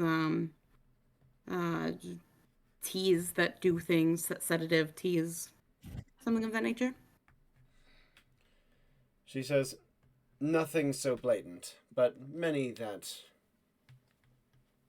folk would attest to as being of aid. Good enough. That'll work. She I'm a nods over historical woman. to... They will believe that I bought in. She nods over to her son at the door, and then kind of like nods again over towards the kettle. And he wordlessly gets up and hurries over to make tea as she goes over towards the back door, opens it up, and stomps outside. Before we go further, Nemi. With banner high, you are brought through to the very center dot of the town, next to the watchtower. Not only have you passed by the knight identified as Sir Fallenright, but as you draw a little closer, you would see another, almost even stranger, farer, and the knight beside it. This particular one is almost, it's covered in blue rings, like bands, so to speak. And its body is 8-legged and is vaguely mammalian, but if in terms of trying to pinpoint the exact type of mammal, maybe a deer, maybe an ungulate of some kind, but 8-legged, banded with like wild blue rings, and beaked at the front in almost an octopus-like way rather than a bird-like way. It is also rather a large farer, whose limbs sprawl out and seem more articulated than you might expect for an ungulate. This one is not exactly pointed out to you like the other one was by Sir Shackle. However, you can see that the knight of this particular farer is in conversation with a man in beautiful regalia who turns to you with his helmet under his arm. You can see that he is wearing a broad cape with a furred ruff, and as you approach, he kind of keeps his hand to his hand on his hip with his helmet crooked, and kind of shades his eyes from the sun to see your arrival. As you do so, Sir Shackle would breathe in your ear, Rostin.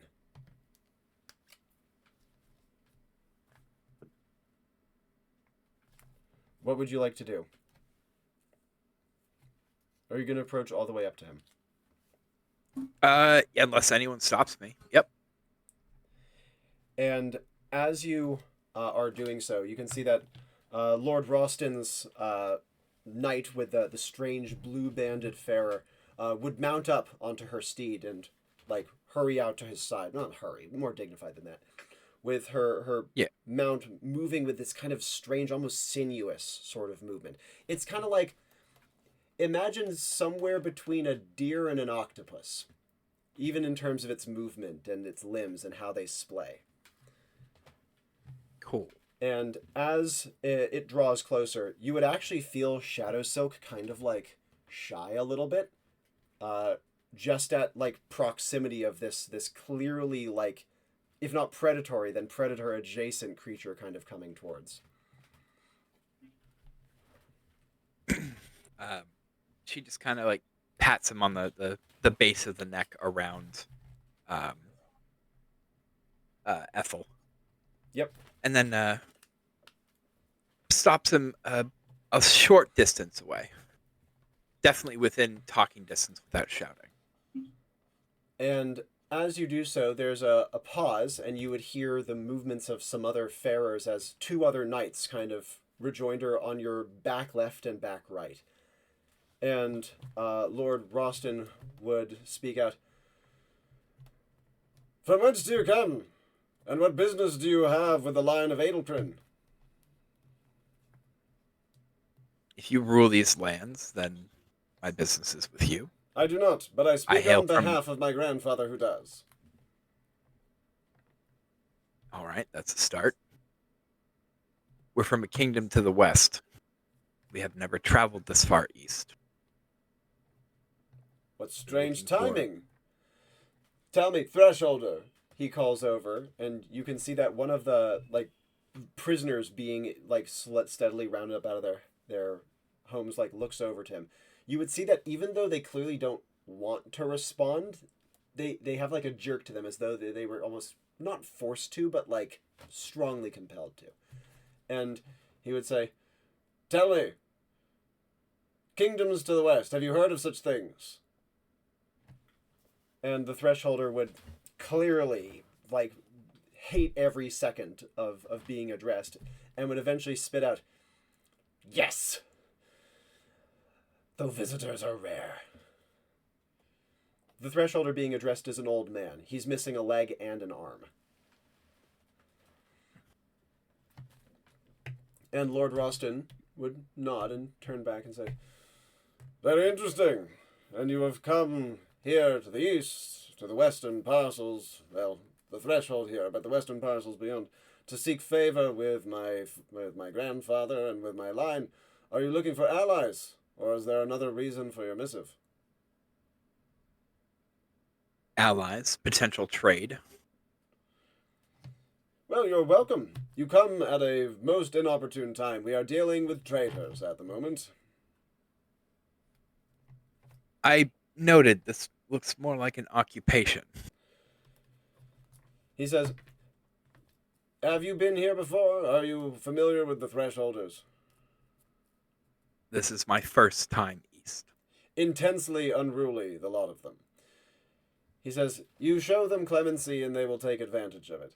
And as such, if we are to enforce justice and ensure that they understand what side of the war they fall upon, such actions must be taken. As a ruler yourself, you will understand this, and if you do not, then I must visit your kingdom sometime to enjoy a paradise free of war, turmoil, and treachery. Oh, I understand your meaning. He says, very well then. Your name of your line. Emilia Parnassus. If I remember correctly, Nemi does not like her first name that much. Nope. I'm sure she's loving She having kinda to say the whole thing every time. She's very happy that she's wearing her helmet. Because all you can see is her eye. Because she says it with a scrunch of her face as she does so. And he says, Lord Roston Adeltrin. Now, as you might imagine, I have quite a lot to do at the moment. However, if you wish to briefly discuss beyond matters, I am happy to do so before sending you on your way through to the western parcels. I would like to... Your grandfather rules these lands. Yes. I would like to hear some about him. And what treachery deserves all this? She says, like waving her hand, not holding her banner, to the occupying force. And as he nods along, he says, "Certainly," and he kind of gestures to the knights on either side of you, who disband to go back to their work. Though the one with the strange octopus deer still stands at his side, and he says, "My grandfather is very ill, and yet he ruled our western parcels for a great many years wisely and well. We are currently at war with the boy king, the heirless boy king of the far questing realms." He says, "I would not encourage you to contend with them. They are a falling crown that is soon to be replaced." He says, "My line, though I will not claim us to be anywhere near the topmost power in the region, are the closest to your homelands in the west. And my grandfather will soon pass to live among the saints and pass the torch to my father." See, eventually making you the next heir. He says, "Perhaps my father may choose otherwise." He says, "My brothers and sisters are all fine and noble, and all of us are deserving of it." I see.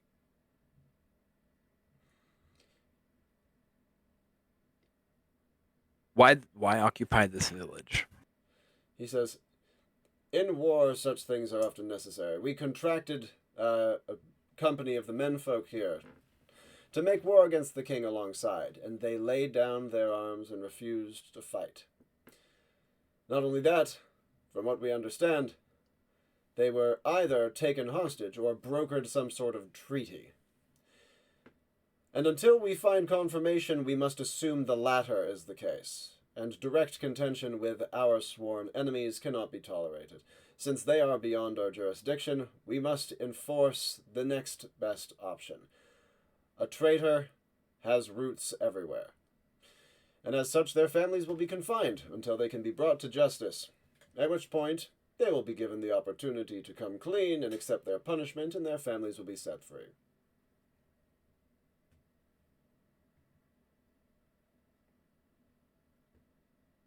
Not that I would tell anyone how to rule their own lands.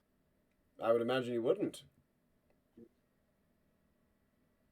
But as someone who has a hand in ruling their kingdom, doing this without knowing if there was imprisonment or coercion involved does not endear the rest of these people.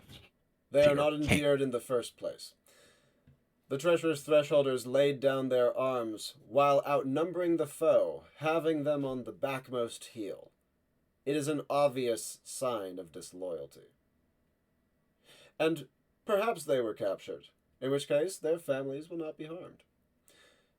Until we can determine what exactly motivated their actions. And if we have found that they have broached some sort of agreement or treaty with our enemies, again, they will be brought immediately and swiftly to violent justice, and if they will not, then those they love will take the fall. You understand that this is how it must be done, otherwise the fomenting rebellion will spread. We must respond to this with force, and I will not be lectured otherwise." He says, "If you wish to continue this conversation, we can do so on the road. I have work to do." I assume you plan on heading out soon. Yes. We need to bring them Being to that this was the closest keep to keep them safe. They will be safe. They will be fed. They will not be left skin and bones. Given that this is the first village of any sizable amount we came across, would you permit me to talk with some of the villagers? He pauses a long moment. Up until you leave, obviously. "I cannot stop you from it." He says, "The Thresholders, however, are a surly bunch. I would not advise you try overmuch to extract anything of value from them, especially loyalty." Understood. Thank you. And Nemi's going to kind of usher Shadow Silk away from the Duke and that knight. And as you do so, Ethel would turn slightly to you in the saddle, and she would say, "His cloak. I can feel its power." Would make sense. And she follows up with, "And I don't believe he's armed, but the Edelkrins are known for being mages." I see. Good things to note. Nemi is going to lead them a little bit away. As you were doing so, Like- Shackle would respond, "Known for being mages and entirely blowhards." Great mix. He says, "I look forward to the hour when we may lay about them." Honestly, so do I. Why don't we try to see what we can find out from the locals, given that we've been given leave to do so? Certainly. We must stick by your side, both because of the status that we have assigned ourselves and also for security purposes. Much easier to pick us off if they choose to do so. Oh yeah, neither of you are leaving my side. Particularly you, Ethel. Yeah. Nemi just kind of pats her on the shoulder. What house do you want to go to?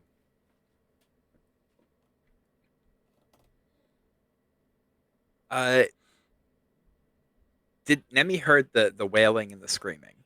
Yes? Actually, she did not. She has baseline not. sensory. Liv only has a single plus to vitality, and there's wind. Cool. She would start... she would leave Shadow Silk near the center. Mhm. And she would just start going to like one of the first houses towards the west. And in that case, are you going for an occupied house or an unoccupied house? Occupied. Certainly. The soldiers are currently bringing out the family members and having them kind of line up in front of the helm. And as you approach, one of the soldiers say, "What do you want, dignitary?"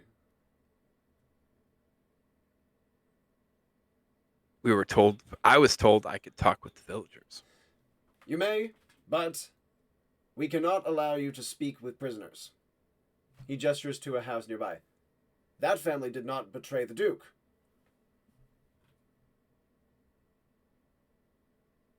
Very well. She just turns and starts heading towards that family. "Thank you, lady." And as you make your way over to this next house, the door actually opens to meet you slightly. And you can see a young thresholder man, maybe even a teenager, looking towards you with kind of the kind of grave, craggy consternation that you've come to associate with thresholders at this point. And he says, "What do you want, Black Knight?" To enter and speak with you and your family. "We cannot fit a fairer." She left. Oh, pardon me. In that case, certainly. She left Shadow Yep. Silk. In that case, he would say, "To what grounds? To torture us further? To drag more of our family members out?" Quite the opposite. She would say very softly. He stands himself up a little higher and would say, "Don't bring weapons into my house."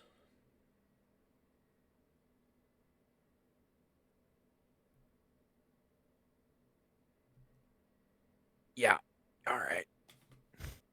Shackle would happily Nemi take takes his off. axe and lay it against the door.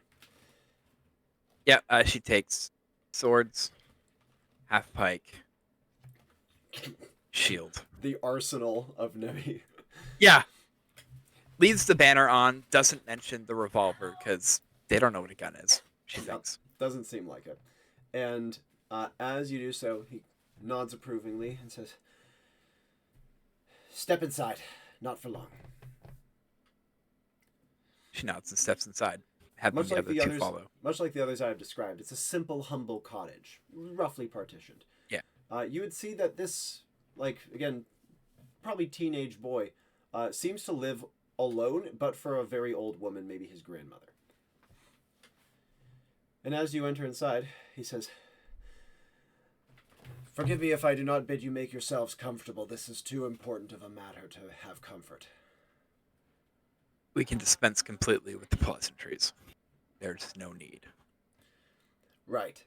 She speaks quietly, so that it wouldn't echo outside of the walls. Yep. And as you do so, he is a, "Right. Then what are you dust beaters doing in my village?" We've come to honor the families, the ones that the men here were fighting for, who are The now Duke? being held. No. So it's true. They betrayed the Duke. Yeah.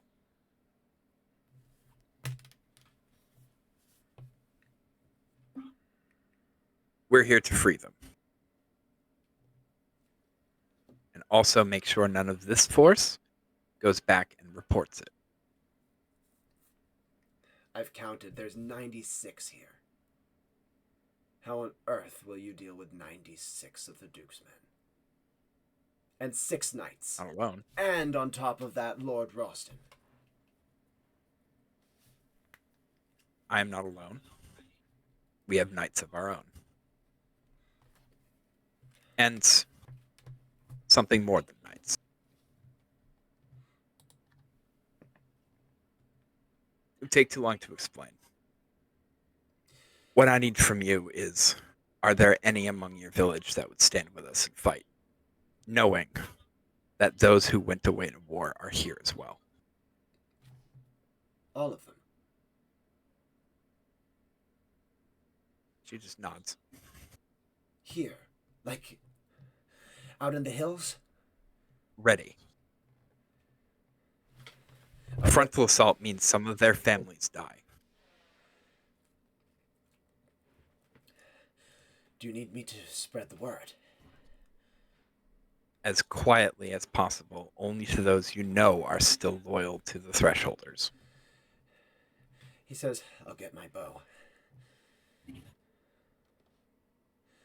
There's a signal, I assume, or do we just wait for the sounds of battle? Nemi looks over to Sir Shackle. Oh, excuse me, one moment. I'm getting a knock at my door. Hello? The tiny humans.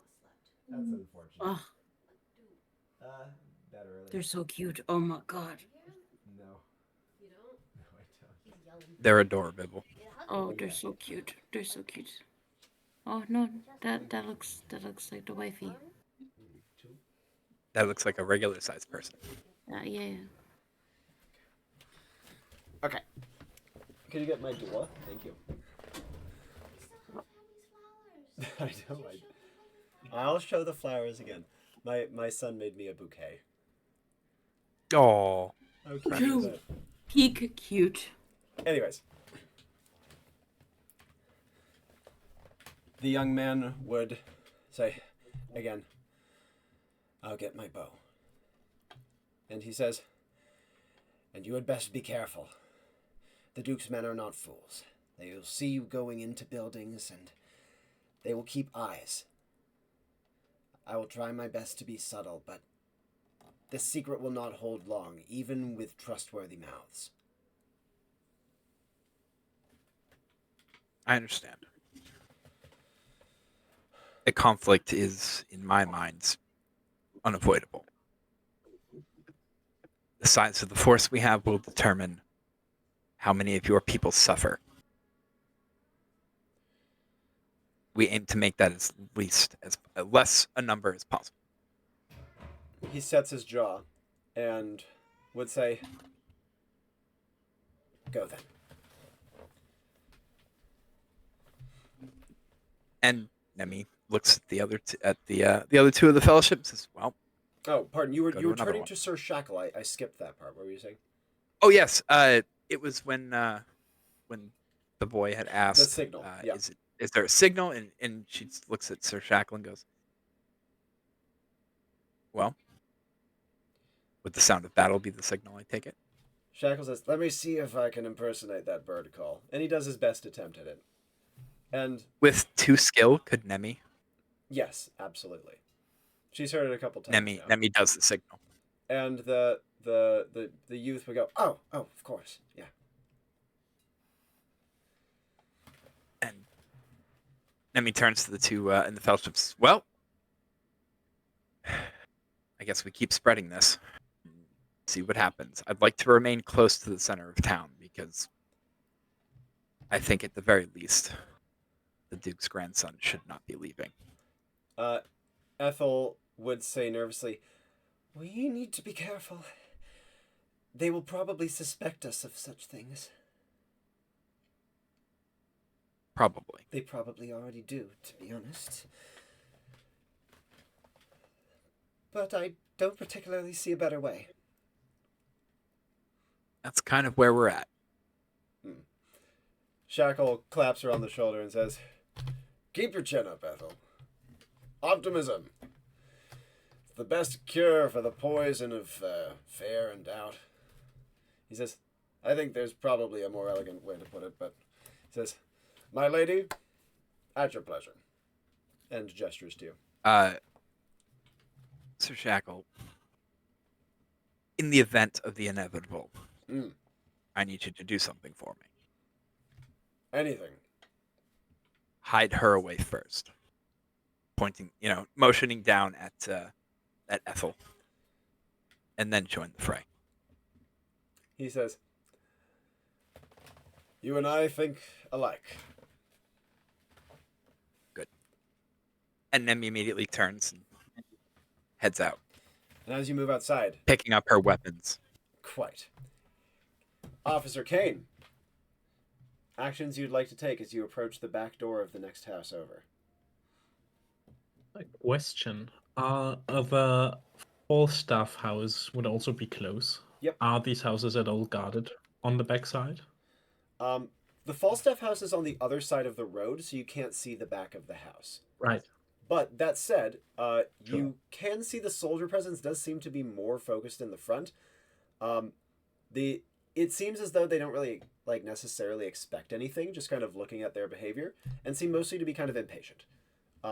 They're out in front. They're ready to move.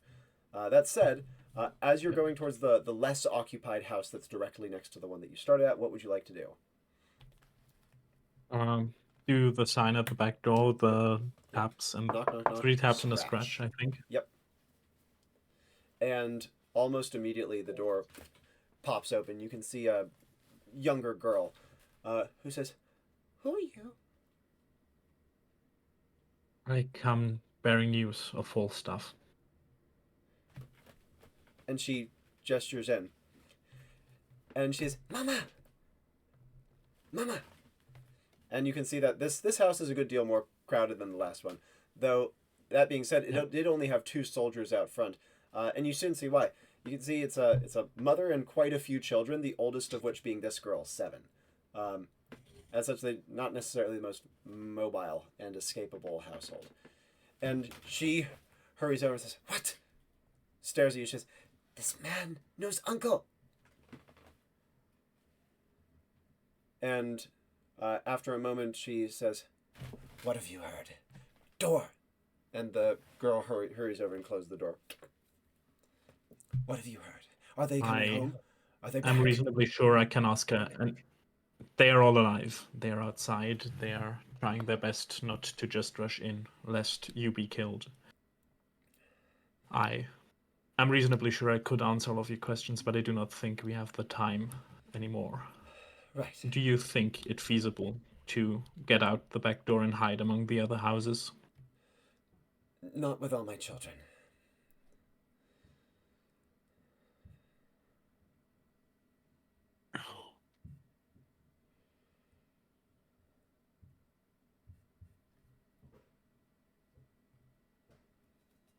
I might be able to do distraction for you.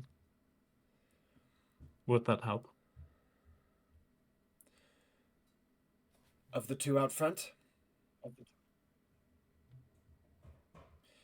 And I can go to my neighbors. She gestures towards the house you came from.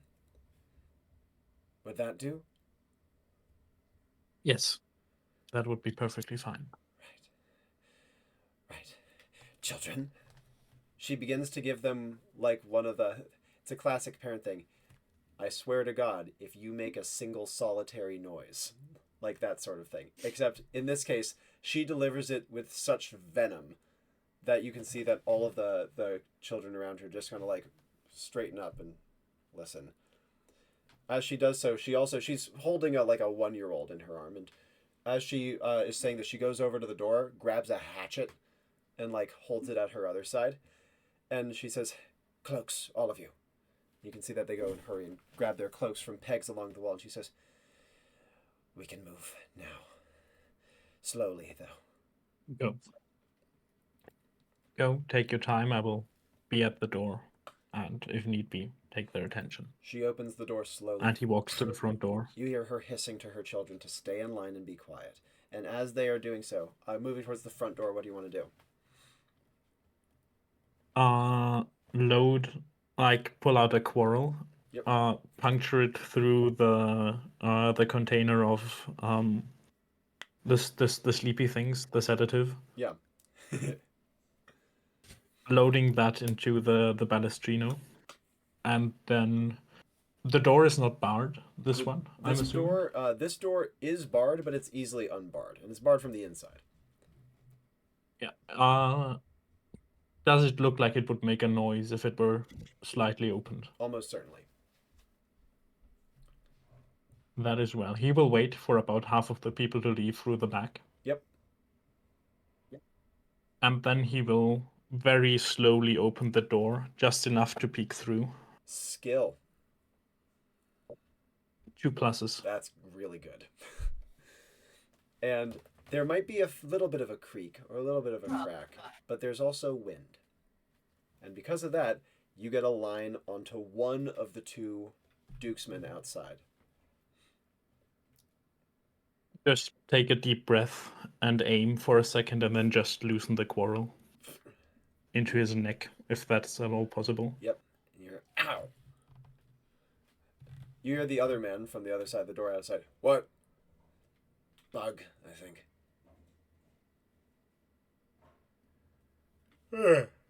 He almost immediately yawns. What do you want to do from here?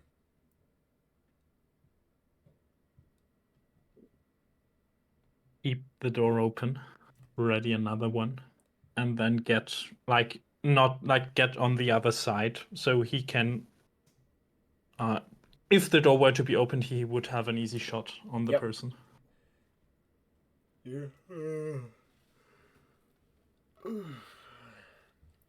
Eyes open. We're on duty.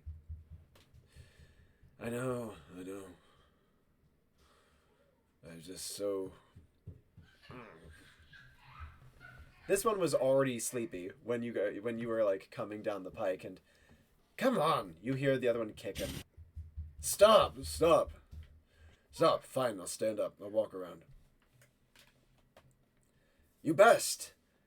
If you're sleeping and someone comes by, it's going to reflect bad on both of us. Just tell them it's my fault. I am going to. And as the 2 soldiers bicker, the back door has closed behind, and through the back window you can see the family slowly trooping along, quietly, trying to stay as low to the ridge as they can without going over it. What does Kane want to do from here?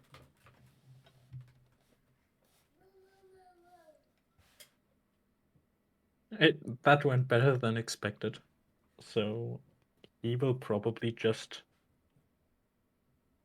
leave the door slightly open. Yep. And move a bit to the back door. As he's doing so, however, he hears one of the more awake guards say, Hang on. What's that on your neck?" "A bug, right?" "No, it's not." Oh, excuse me. I'm getting another knock at my door. I was hello. Okay. Yeah, brief baby, hello. He is stripey today.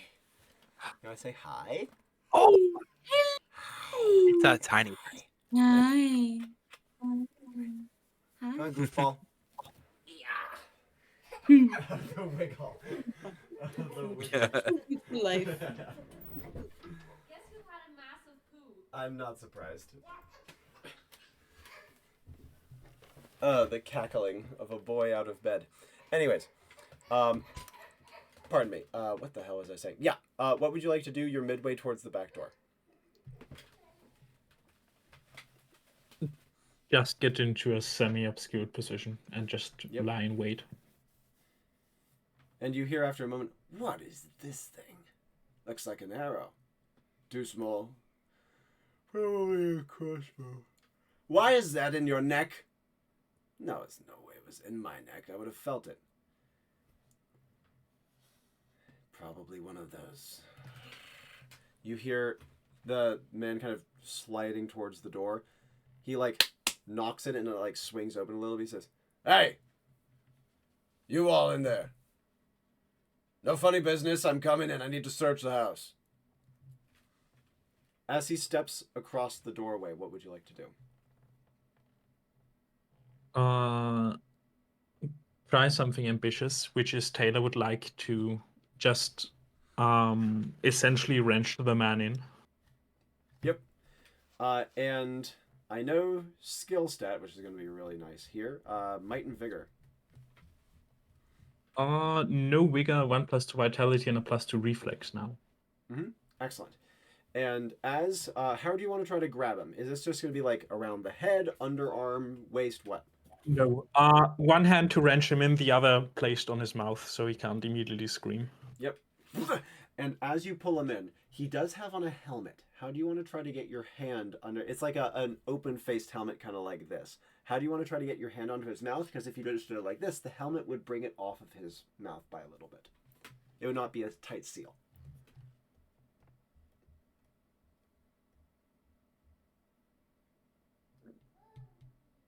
I don't think that Taylor would think about that. He will just try his best and hope the intense moment will do enough intimidation that the man doesn't. Yeah. And as you drag him in, the man... He will add a "be quiet or else." Yep. As he does. And as you do so, the man goes from kind of to quieting up. But the other one outside says, "What was that? What's going on?" As he kind of starts slowly going towards the door. And he says, Suede, what's going on in there?" Shit. You hear him kind of rub his face as he gets towards the doorway. What do you want to do? The man that you have, you still have him in a compromised position. You hear him breathing fast. What do you want to do? You say open-faced helmet. Yep. It would be an armet if you know them. I do not. How exposed is the neck? The neck is very protected from the back and modestly on the sides. In front, not. Then Taylor is just gonna put his hand down and slam it full force forward into the throat. Yep. And he would give a as he would do so, and then the sleepy man who got dosed up with your soporific would say no, and comes running inside, and as he does so, he yells at the top of his lungs, "Situation over here!" And as he comes staggering into the room, clearly bleary beyond belief, immediate follow-ups from you as the choking man writhes in your arms.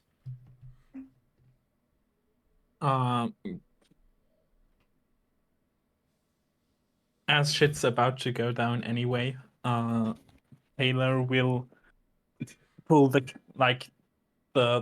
not essentially walking cane, the marching cane. Yeah. Just light it up briefly and then jam it into the man's center. The one coming in or the one you have? The one coming in. Excellent. With you having been like grappling this guy, you actually have kind of an okay idea of where their armor covers. And with him staggering in through the doorway, do you want to try to where do you want to try to get it? Do you want to try to get it towards his like neck area, face area, or do you want to try to get him on the sides? The eyes are open. That is an arrow I want to teach them of, and Indeed. just go straight for the eye. And as you kind of jab out at the man as he is entering into the room, he barely like registers your presence before you like jam a fucking stick in his eye that is blazing hot. And as such, he gives another yowl, clutches his face, and goes down for the count immediately. The one that you're trying to choke out, however, does take the opportunity to try to grab your arm that has the cane and kind of like keep it hyperextended. What do you want to do? You're obviously still like have a hand on his neck, but you aren't able to apply tons of force because you just lunged. What do you want to do? Yes. Just look at him. The hand outstretched. You are about to be a dead man. Do you want this to be your final action? He drops his arms. I assume you two have family.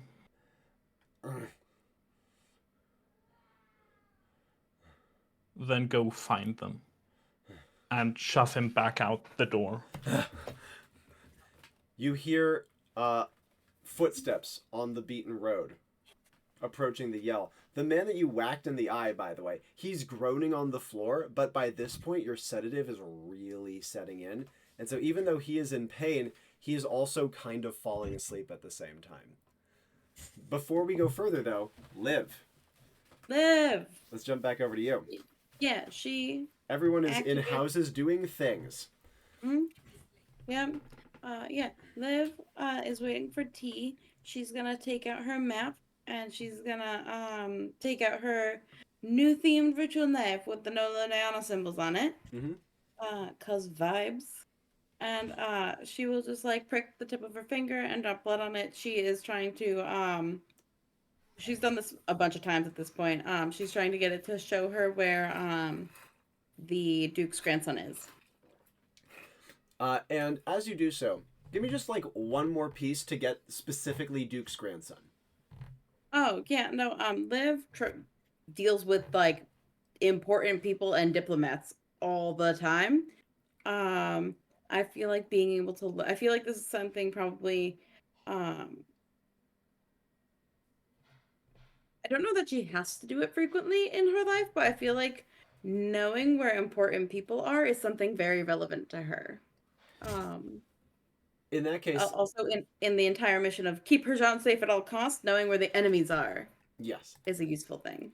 And in this case, as the blood starts to run and congeal, you would feel rather than hear as tea is kind of brought over to you and kind of set down. The thresholder child doesn't really say anything, just kind of grunts to you to notify you that tea has been brought. What would you like to do?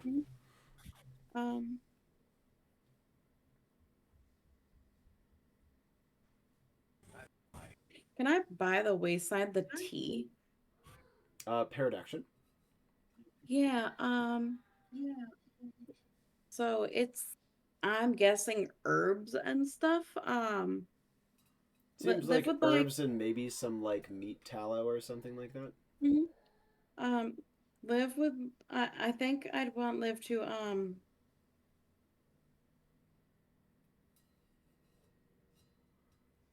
okay, cool. Her ritual knife has a little bit of blood on it. Mm-hmm. I want her to like dip it in and stir the Nice. teacup. Yeah, that sounds about right. And as she swizzle sticks her tea with her little ritual knife, what are you going to try to be conveying with this by the wayside? Yeah, I want it to make Liv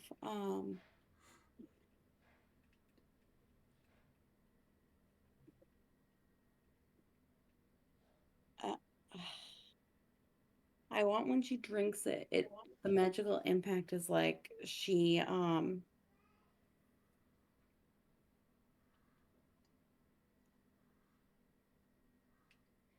Here, what's the result you're going for? Let's work backwards. Yeah, I'm trying to like I don't know. There's an angle I like have a vibe for. Hmm. Well, I'm going to be familiar facing someone Yes. when I get there. So I need to figure out what the vibe is that I need once I do a familiar face. And I think the vibe is just I need her to like seem a little more important than like most people would perceive her as. I see. So, because she's all dirt strewn and stuff like that, she. No, because I want she's going to have been here probably since trying to empire build for some reason or another. She's going to know some people. Or like no, I want it to I no, okay, I want her to be perceived as telling the truth when she explains her current political status. Okay. That's what I want. So, in that case, Because she wouldn't have been here since her marriage. I don't have a reason yet. She will be coming here, but not yet. So, declaring titles, you might say. yeah, I want her title when she declares it to hit. And how would you link that to this tea specifically? Yeah,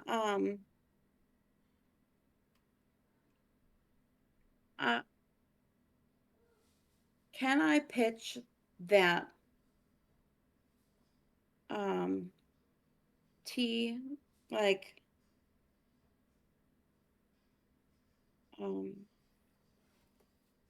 that tea can kind of be seashell themed and like they each have like their own significance and like maybe at home, and so like there is a specific tea that Liv and her Jean tend to drink that's a little different, and so like even though this isn't that tea, she's kind of imbuing it with the same meaning as that tea, and then the meaning transfers to her. I see what you mean. So in this case, yeah, while these guys live in like a craggy upland, very far away from the coast, they do have limestone cliffs, and limestone is often made up of teeny little seashell bits.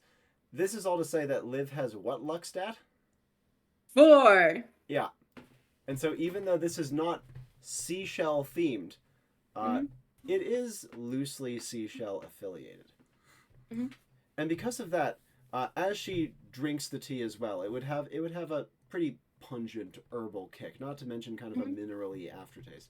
Not the most pleasant thing in the world, but given what you have just established, it would definitely make you think of home and the sea and the seashells. Right. Cool. Can I just have that like ability to bank to activate later, and I have just like gotten it, or is it in a low duration that has started now? Well, given that typically By the Wayside has like a couple instances where you can use the item to do the thing, in this case you drank the tea, so it's kind of like sloshing around inside. I will say I will give you one of this at will when you declare your titles. Great. That's the whole thing I wanted. Cool. As Liv is finishing up with her tea, what would she like to do from here? You can see that once in a while a thresholder will come or go out of the back door of this building. They never speak, they're always grim, and they're of all ages. What would you like to do? Yep. Liv is she wants to start she wants to ask the young one for a bowl of water. Yeah, like a bowl of water and like a cloth if they have it. He slowly nods and returns after, like, I assume she would ask this like before tea so that it could be around after tea. Yeah. He would, like when tea gets given, she'd ask for it. Yeah, exactly. And he would return with like a small ceramic basin. The water inside of it is a little kind of like a red tinted from clay. Silty, you know what I mean? Yeah. What would she do? Yeah, she just wants to dip the cloth in and like she wants to like clean up a bit. Yep, absolutely. Yeah. And as she does so, the boy would also like leave a small like pumice, almost not actual pumice, but like a porous rock by her as like a scrubber if she needs it. No, I think it was just loose dirt, so I think just water will do fine. But she thanks him and she cleans herself up and she knows how to fold her sari. She just like frickin' folds it so it looks nice now. And like she straightens her hair and like runs a little water through it. I don't know what her hair would do with fresh water. It would be a little confused. Um, but yeah, and she finishes the tea. She looks at the blood on the map. Yep. Does it show her where she needs to go? Exactly. It shows that the Duke's grandson is precisely in the center of the town, and you're on like the western extremity. Mm-hmm. She stands, looks to the young man, nods, takes a seashell from her satchel and hands it to him. He frowns and looks and says, "What is this?" Seashell means thank you. That one specifically means thank you. He nods and says, "I don't have anything that says you're welcome, but you're welcome." That's okay. It was not a gift given for reciprocation. He kind of holds up the and then- seashell, and then you can see him kind of like tuck it away into a little satchel at his side. And then there takes a deep breath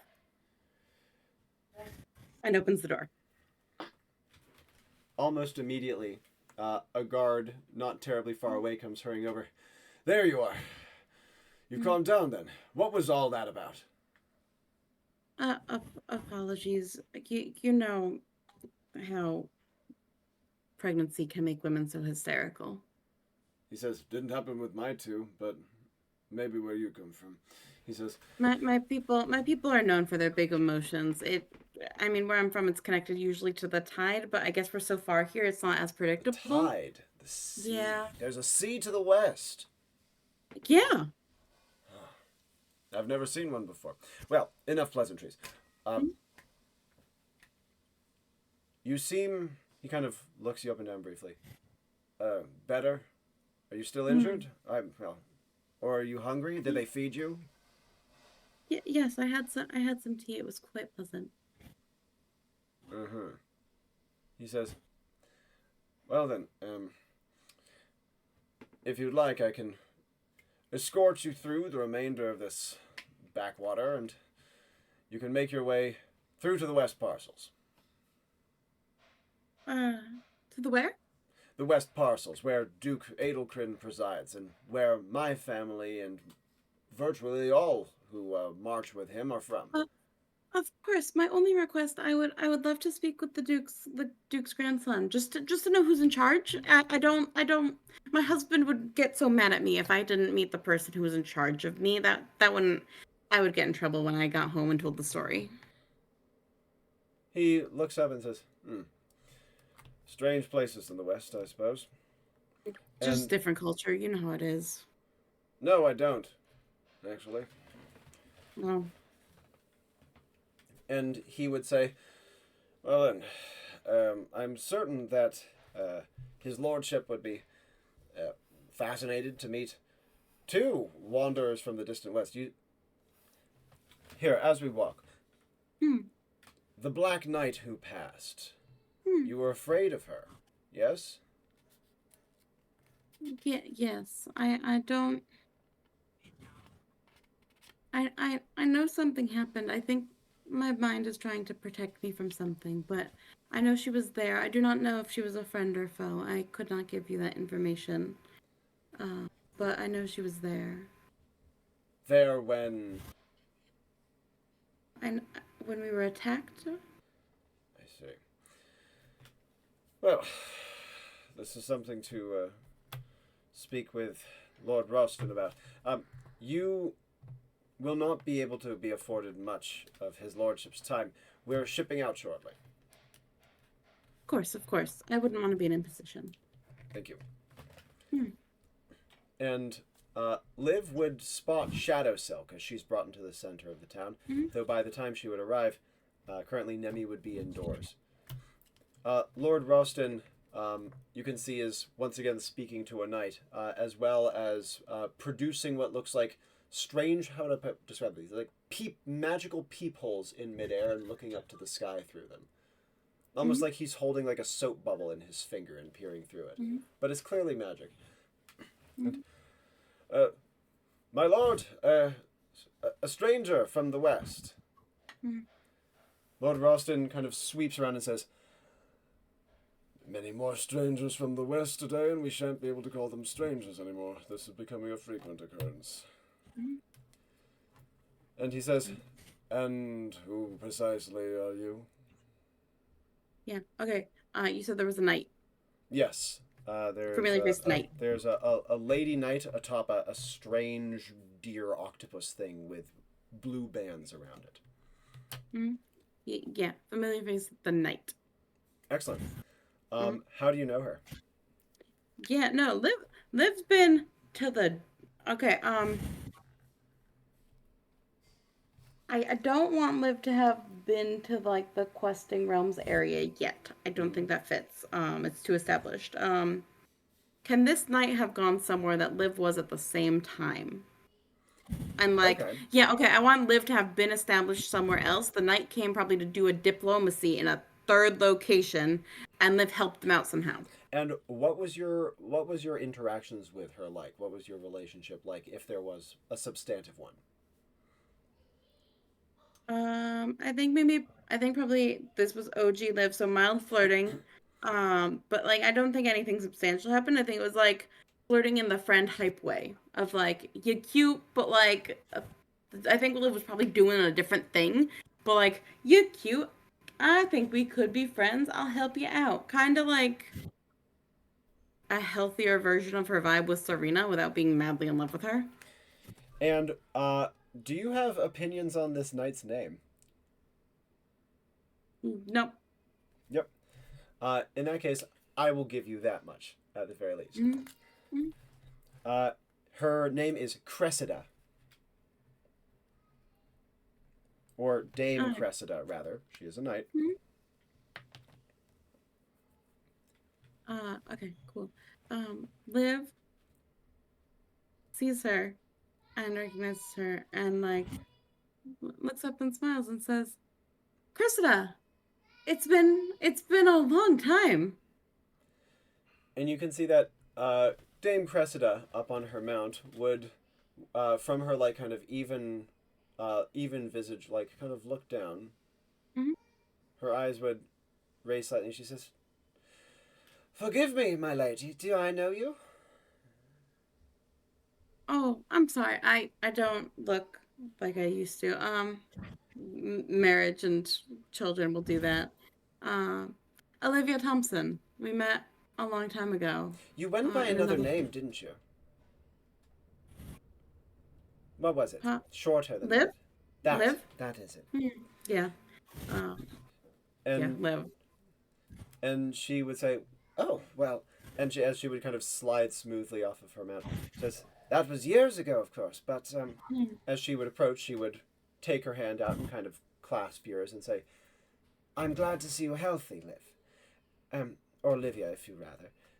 And I'm rather surprised to see you with child." Old friends Liv is fine. My spouse and where I live now, everyone calls me Olivia. It's just, that's what they've always called me. Well. Yeah, no, I met someone, I settled down. I kind of am, I don't know, a leader of sorts now. Congratulations. In a different land. That's wonderful news. Well, in that case, you settled west. No, we were in the west to try to find friends. We're working on what my spouse's father's people are a lot, and we're trying to make sure they don't get dead. You know the struggles. I can't really confess that I do, but I can imagine it. And as she does so, you would hear, "Delightful though this meeting of old friends is, I have very finite time at the moment. You wished a moment of it." Yes, of course. I was hoping, I was actually hoping you may be able to, I would like to try to establish, correspondence between our peoples. I thought you might be a good person.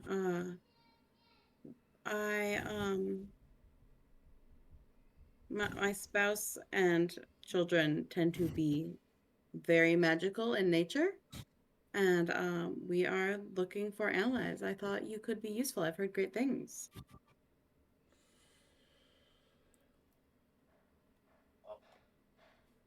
I confess that is not what I expected to hear.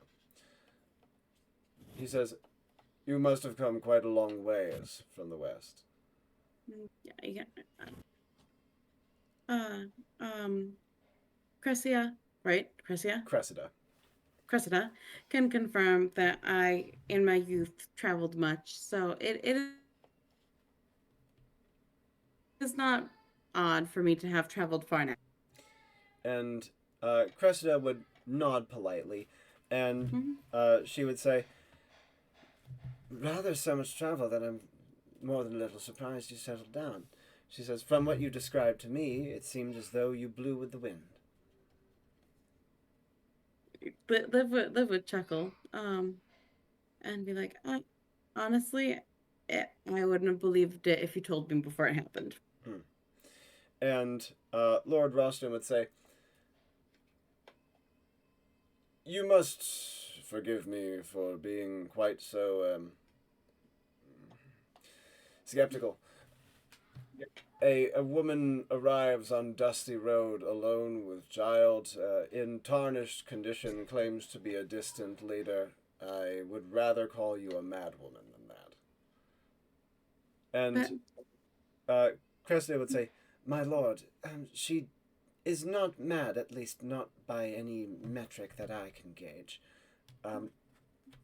I will not pretend that it is not an outlandish story, nor do I advocate profoundly on her behalf, but I don't believe she is mad.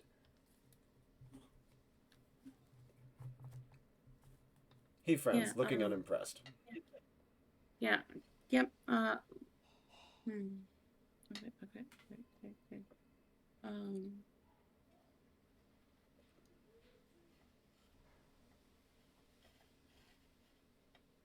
Do you need a moment to think, or do you have something? Yeah, I need a moment. I'm trying to pull out what context would be most useful. Totally. Jumping back over to Nemi. After leaving that house, rearming, it was go to the next house that looks like it has people in it that is not being occupied. Certainly. And now that we have established how Nemi would go about this, how many houses is she going to try to hit, and how fast is she going to go? While in the houses, she's going to speed through. And after that first house, she's going to ask, hey, what house do you recommend I go to? And spread this word. And because they know the locals, and they would know, like, that first one was kind of risky, but didn't work out. But they would know who would be more loyal or less loyal. Yeah. She would go to probably 3 or 4. Yep. And then see if, like, how the general vibe was of all of the soldiers. Like, are they ramping up to get ready to leave sooner, or are they still in the oh god, I wish we could just do something kind of mode? Now, as you go from second to third house, you would actually see Liv approaching Lord Roston, but she's a little far away at the moment. So unless you want to do like a big breakaway from your current trajectory, she would not be like close enough to hail or interact with. No, she's over there. Then we would go into the next house, and then try to go towards a house closer to see where Liv is at that time. Yep, absolutely. And as you get to your fourth house, you can see that she is in conversation with Lord Roston and the blue-banded knight. That said, you would see that there are the soldiers are moving. They are active at this point, and they are. Oh goodness gracious! Oh, food! Thank you so much. I'll grab so later. And you would see that the soldiers are at this point. They've seemed to have almost universally mustered the prisoners outside of their homes, and at this point are beginning to apply shackles to the adults. Like heavy manacles that seem to be geared towards binding their legs so that they cannot run. All right.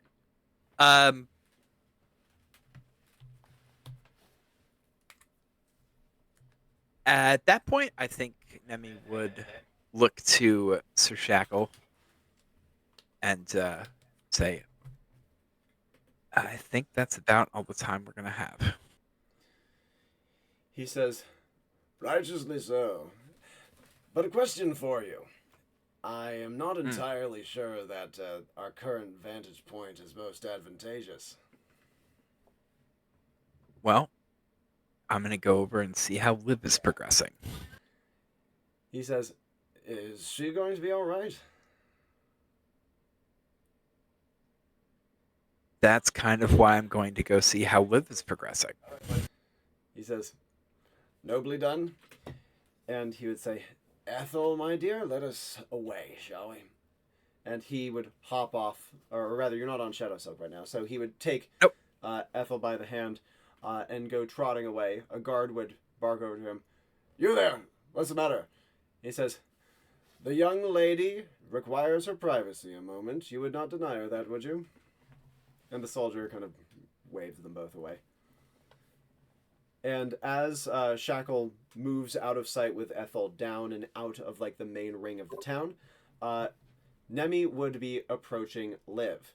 This is pretty much at exactly the same point that we had caught up to with Liv just now. Liv, you would see Nemi approaching. Nemi would also whistle for Shadow Silk to Yep. head on over.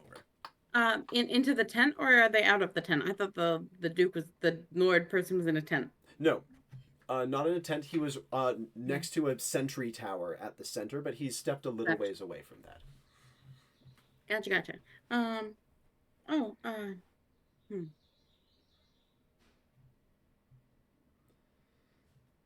As Nemi is approaching, the knight Cressida, Dame Cressida, would turn and say to you, "Lady Parnassus, to what extent do you wish to parley? Have you finished your discussions with the locals? Are they to your liking?" I have talked with a few of them. They are as, and she looks at the Duke as described. However, I saw that you were gearing up to leave, and as you had so graciously offered us to accompany you,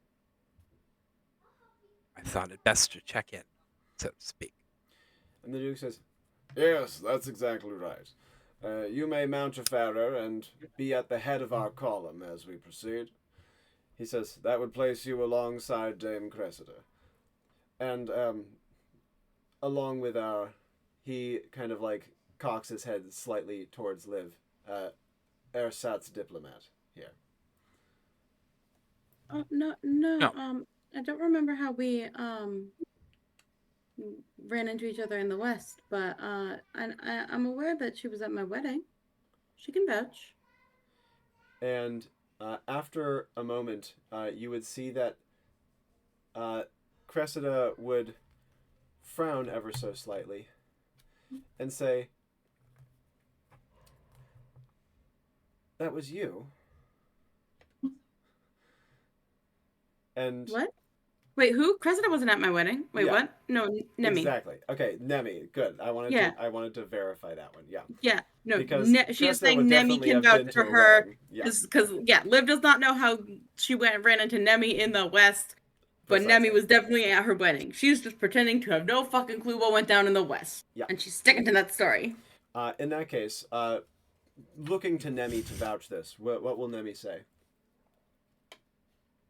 Well, of course. And how is her Jean? They're good. We've been dealing with a newly conquered island recently. Their warriors are they're good warriors for the alone, but keep getting them and keeping them in line has been a pain. Nemi walks towards Liv and is just going to not outrightly ignore the Duke's grandson, the Lord and the Knight, but looks at them. To that end, actually, I have been meaning to get in touch with you. Of course. What is it? Potential allying our kingdoms. Yes. Your kingdom's far enough away. Would Salmayan and Navron's child? We will need to be placing them probably within a year and a half. Well, good, because I need someone to take over running my country, or my kingdom. So that actually works completely. Yeah, if you wanted to send, we can coordinate this at another time, but if you wanted to send a scholar from your land to start tutoring the child before they go to take over, that would probably be the most efficient. I'll send. I'll have They're Sir having Sinrath send conversations someone full over. in front of these people. Yep. On purpose. It's solved On for time purpose, without like politicking and ignoring the hell out of everyone of you're not important. And as the conversation is kind of starting to reach something of a natural stopping point, Lord Roston would say graciously, "Forgive my harsh words." As he would say, would the... And he looks to Liv and then looks to Cressida, and she says, Lady Thompson, I believe, unless the last name has changed. Olivia's fine. My where I'm from, last names are not really present at this time. They may be at some Would point. the Lady Olivia care to rest her feet and take stance upon Indigo here, gesturing to Dame Cressida's Farer? I'm okay for this moment. I appreciate the offer, though. If we could, perhaps if you, myself, you and myself, and some of your soldiers could go ahead to maybe parlay about. We have many children that need to be placed to form alliances. Obviously, they would not be taking power, but we want them in strategic positions. And my husband and like his father, their blood makes having everyone in proximity not a very feasible option. So the fact that you are far away would be very advantageous, and they do tend to be very good fighters. The two of you can almost hear Lord Roston's mind racing. Mm-hmm. And as you say this, he says, "Very well. Cressida." He gives her a knowing nod, and he says, "We need not take a troop of soldiers. You, myself, and Cressida will suffice, I would say."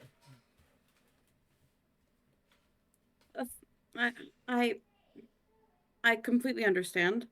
Again, the Amora are and a vetiver, who is our god, blood god. He requires a lot of pomp and circumstance. It's a whole thing.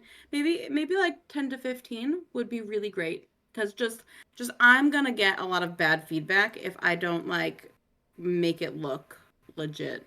You understand the politics of it. You, of course you do. You're the grandson of a duke of a country. You understand this.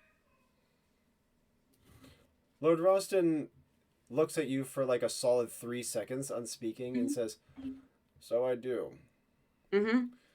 Yeah, it's just I apologize because I'm aware it is completely unnecessary, but like if we did not make this look official, it would be questioned. He says, 15 we cannot spare. However, 5, and we can increase our number from Cressida, a fine knight, I should add you, to 3 knights. That's great. That is so great. Thank you so much. Cressida, could you call for Hart and Kershaw, please? And she says, "Of course, my lord. If you and Lady Olivia wish to proceed, we will catch you up very imminently." He says, "Yes, why may as well." He says, "Lady Olivia, if you care to, I do not much prefer to walk." Of course, however you wish to travel, I am happy to accommodate. "Thank you."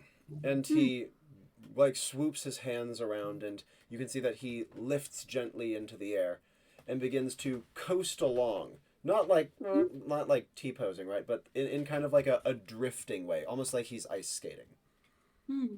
Liv says, that is so neat. I would love to be able to perhaps at a later time, I would love to be able to read the lore of your region. It's a personal interest of mine. He says, "Perhaps we can negotiate it amongst our other dealings." He says, That would be... "You will not be able to speak to my grandfather, I fear, for his health is poor. My father, however, I'm sure will be delighted to speak with you." That would be excellent. He says, "Do you wish to be upon the ground, or do you wish to move at slightly greater speed?" A greater speed seems appropriate. And he says, Olivia, Hmm. would you take Yes, my Nemi. mount? Oh, I don't like the idea of you not having an escort, but at least allow me to provide you with transportation. Lev would nod and say, if you are certain. "What is Liv's Nemi skill?" just nods. 1. All right, she is not going to fall off the horse. Bet. I'm just gonna skill luck this all the way down. Her reflex is okay too, if I recall correctly. I have no idea. No reflex, but like she's resilient a little bit and she's lucky and Okay, so she's not going to throw up riding on the horse. That's a good one yeah. too. Yeah, Yeah, so but yeah. she Skill is going to make her not fall off the horse, and luck's going to help her not hit a pothole or something miserable. yeah, it'll be bumpy, but she won't be it won't she no, okay, cool. She will be able to do it well enough, but she will look to the Lord and say, uh of course, Nemelia is her full name, right? Yeah, Nemelia. Yep. Nemelia, while a great friend, our regions are wildly different. I do not have horses where we are from. We are much more of an ocean-based people. I can assist, I can assist. And he says, "With the Lady Parnassus's permission, I will guide her fairer." Nemi turns to Shadow Silk and like brings the reins down. Just kind of like whispers at it. Protect her. Go ahead. And like kind of motions it to follow. Yep. She just nods at And the he, Lord. like, wind skates up and lands neatly right behind Liv on the saddle. Takes the reins. Nemi would note that despite everything about Lord Roston, he is tender and gentle with Shadow Silk and whispers evenly in Shadow Silk's ear. And as the horse is spurned on, he's easy with the reins too and doesn't dig with the spurs. That said, you can see that Dame Cressida and 2 other of the knights have gone riding after, and you can see a small troop of soldiers kind of hurriedly trying to catch them up. Mm-hmm. I would like to jump ask back over a question. to Officer Kane, finishing up with Nemi. Sir Fallen Right did not go with them, correct? No, Sir Fallen Right is still here. Okay. And you can see that All right. he seems to have taken over as acting commander, and is moving towards the center of the region with his terrifying boar elephant mount kind of tromping along behind him.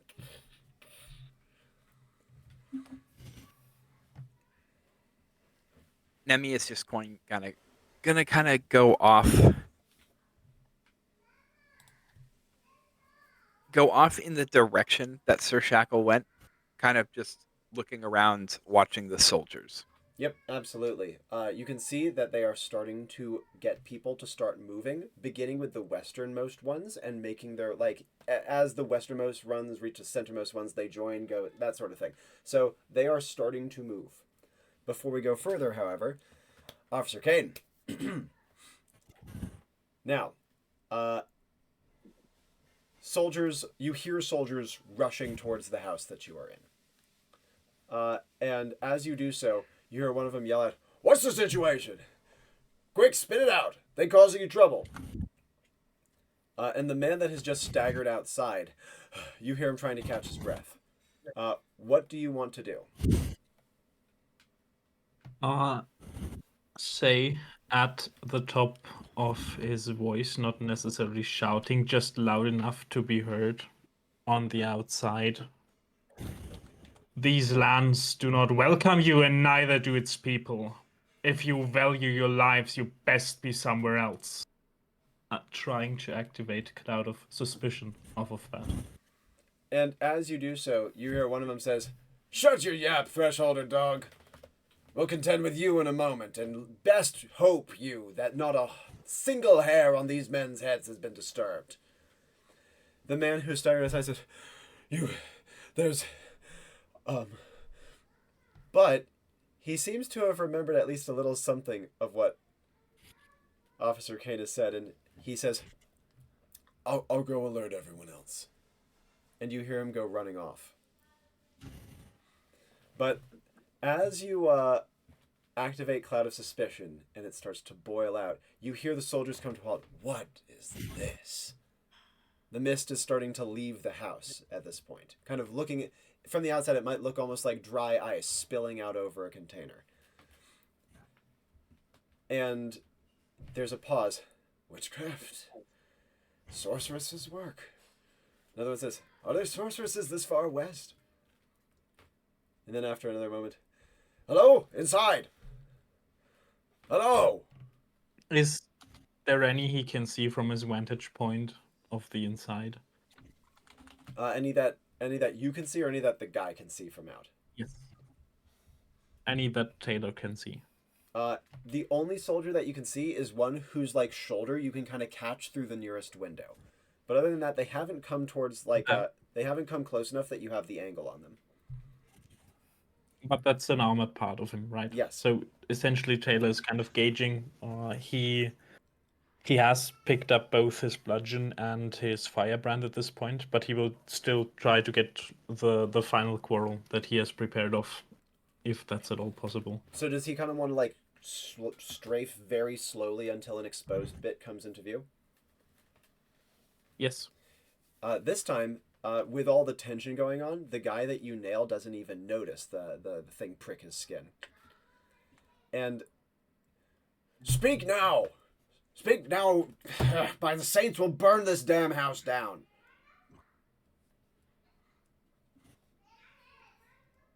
If your goal here was to kill anybody, you would have done so. I do not believe you will. Another one says, that's not a thresholder's brogue. Who are you? And what's this damned mist?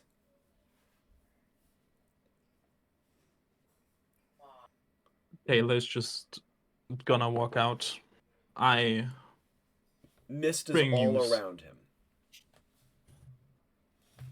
You see that the I soldiers bring kind of news. step back a little bit as you emerge and say this. What will you follow it up with? We have met with the Falstaff. We are willing to discuss terms with your leader. Falstaff. The traitor.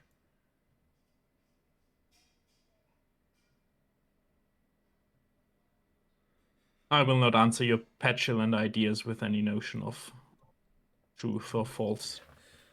Well, if you speak, do you speak on behalf of Falstaff? I speak on behalf of the people who have caught the rat. I see. And one of them says, well, until they're brought to justice in the hands of the Duke, allow them to know that we have ransomed and hold captive those they hold dear. They will not come to harm unless the Thresholder Cur continue to misbehave. They've already committed a profound treason, and they are lucky we do not enforce the Duke's wrath more swiftly and brutally.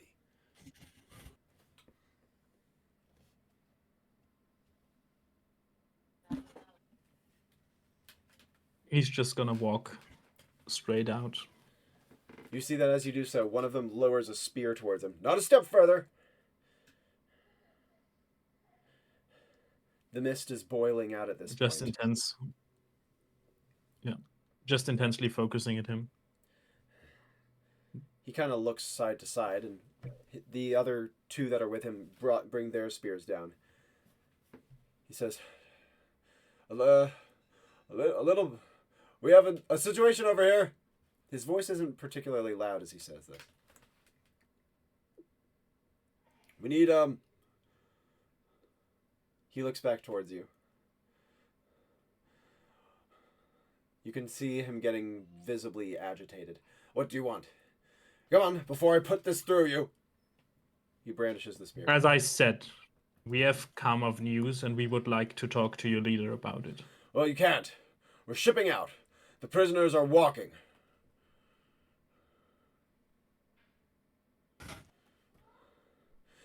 And we are not about to bandy So you wish words not with to some resolve trickster. this in a matter.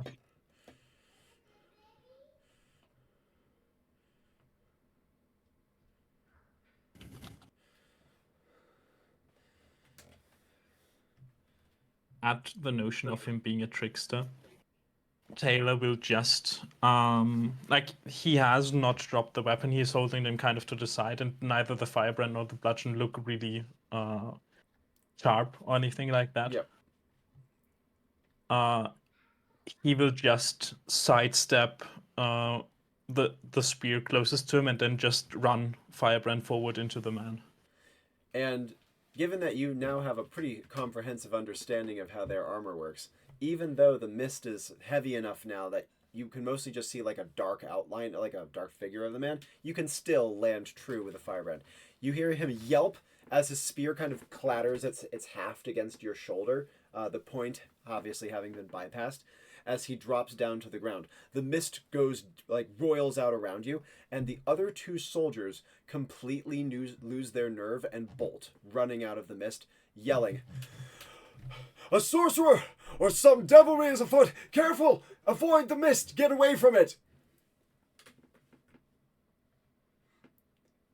What would Officer Kane like to do?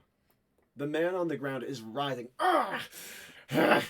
Pay to fire and death, you bastard! As he rips a sword off from his side. Taylor is just immediately bashed down with the bludgeon on him. I have a question. Yeah. The bludgeon being an item that gets enhanced knockback off of infuriated people, and this man being both infuriated of the suspicion and the firebrand, would this essentially, like, I'm assuming this would knock him quite far into the ground? In this case, the ground is so packed that when it strikes him, I don't know if you've played basketball, but you know, like dribbling a ball like on the ground quickly to get it up, it would like drum him against the ground, and he would thud unconscious as his head whiplashes into the packed earth.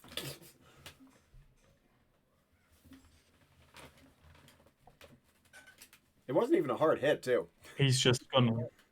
Yes, she's just gonna recompose. Like, he's just gonna recompose itself and then calmly walk in the direction of the, like, where the other people ran off to. Yep, and as you do so, live on horseback briefly before we get back to Nemi. Yeah. As you are riding out, you would hear, "My lord," from Dame Cresta. "What is that?" And you would see up ahead, mist. It's starting to the house that Taylor is in is on your route out, and his cloud of suspicion is starting to boil out and cover the entirety of the escape path. Yeah. And as you do so, Lord Roston says, "A moment, Cressida," and you can see him bring up that weird little soap bubble in his finger and look through it. Liv would be like, well, I've never seen that. I have a map. It's fairly magical. Maybe we could find another way out. I wouldn't want this to deter our plans for our ally. And Cressida says, "You do? Please, may I take a look at it?" Yep. And as you open up the map, she looks at it and he says, "A magic of devilry and fear." He closes it and says, "What strange curse has this awful little backwater brought upon us, I wonder?" Liv looks to him and says, "Are your men not well trained enough to handle it? He says, Can you not delegate?" "Oh, they are trained, but not to handle this." He says, "An insurrection, a battle, something of that nature, yes, but that looks like sorcery to me." And I mean not magic by sorcery, but the work of a sorceress. He says, "Cressida, what have you found?" And she says, Something here, look. A beaten footpath down through the valley, probably a hunting trail." "Very well." He says, "In that case," and he looks about to the soldiers with him, he says, "With us, now. We will move swiftly. Keep up." And he and the 3 other knights, including Cressida, turn off to the side and start making their way down the edge of the valley into the woods. They're going roughly in the direction of the thresholders that you started the mission near. As Liv is riding in front of Lord Ralston. Liv knows the signal, right? Yes, she does. Cool. 3 whistles and a long tone. Yep. Liv is gonna start whistling casually. Just casually, like doing a little tune. And then like in the middle of it, she is going to, with her 1+ to arcane, do a small manifestation that it just amplifies it. Like arcane plus vitality, it just amplifies it in the woods, in the middle of whistling a casual tune. She does that specific thing, but only that part is louder. And then just and then she goes back to whistling a tune, and she's just like, and then reactions go. And as you do so, there is a sudden twanging of bowstrings as arrows fly from every direction, including above, I should note. And immediately you hear a yell from Dame Cresta, "A rose!" as she screams and like draws her weapons to me. But before she can finish saying to me, you hear the yells of soldiers going down. And Lord Ralston immediately like pushes you down against the horse's like neck. As he like sits up high in the saddle, and you hear a great billowing noise as wind emits from his hands in great rushes. Yeah, Liv's what's happening? What's happening? Oh no, or be safe, I don't want to lose my baby. No, we are not safe. Stay down, stay down.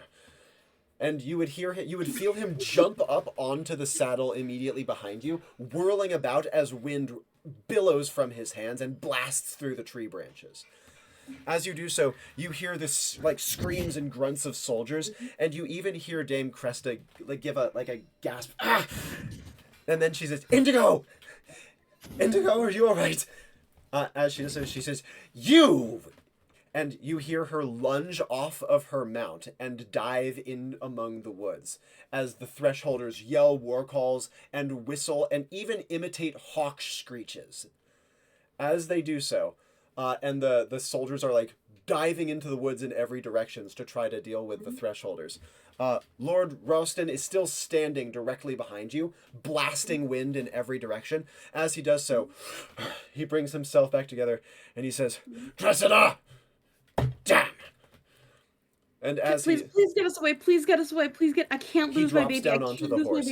He says, "Then hold tight to the horse's neck. Tighter than ever you have held.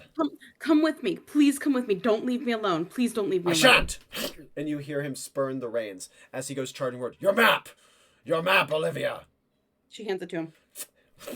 He opens it up. It specifically is not going to show okay. It is... I don't want it to show paths that... I don't want it to have paths that will lead towards allies. I want it to have paths out towards him. Just out of the woods. And as you pass it backwards, with it redrawing itself as you do so, you would hear him grunt wildly and says, "No, you do not!" And you would hear another blast of wind and a man's yell. And then he says, "Bow down, cur!" And he would... Liv reaches back, trying to take his hand, trying to, like, in a way that feels like, to him, like she's seeking comfort. Yep. And as he does so, he says, "Stay your bowstring! Immediately!" The horse continues to rush forwards. Though that said, Shadow Silk would not lay hoof upon any of these men.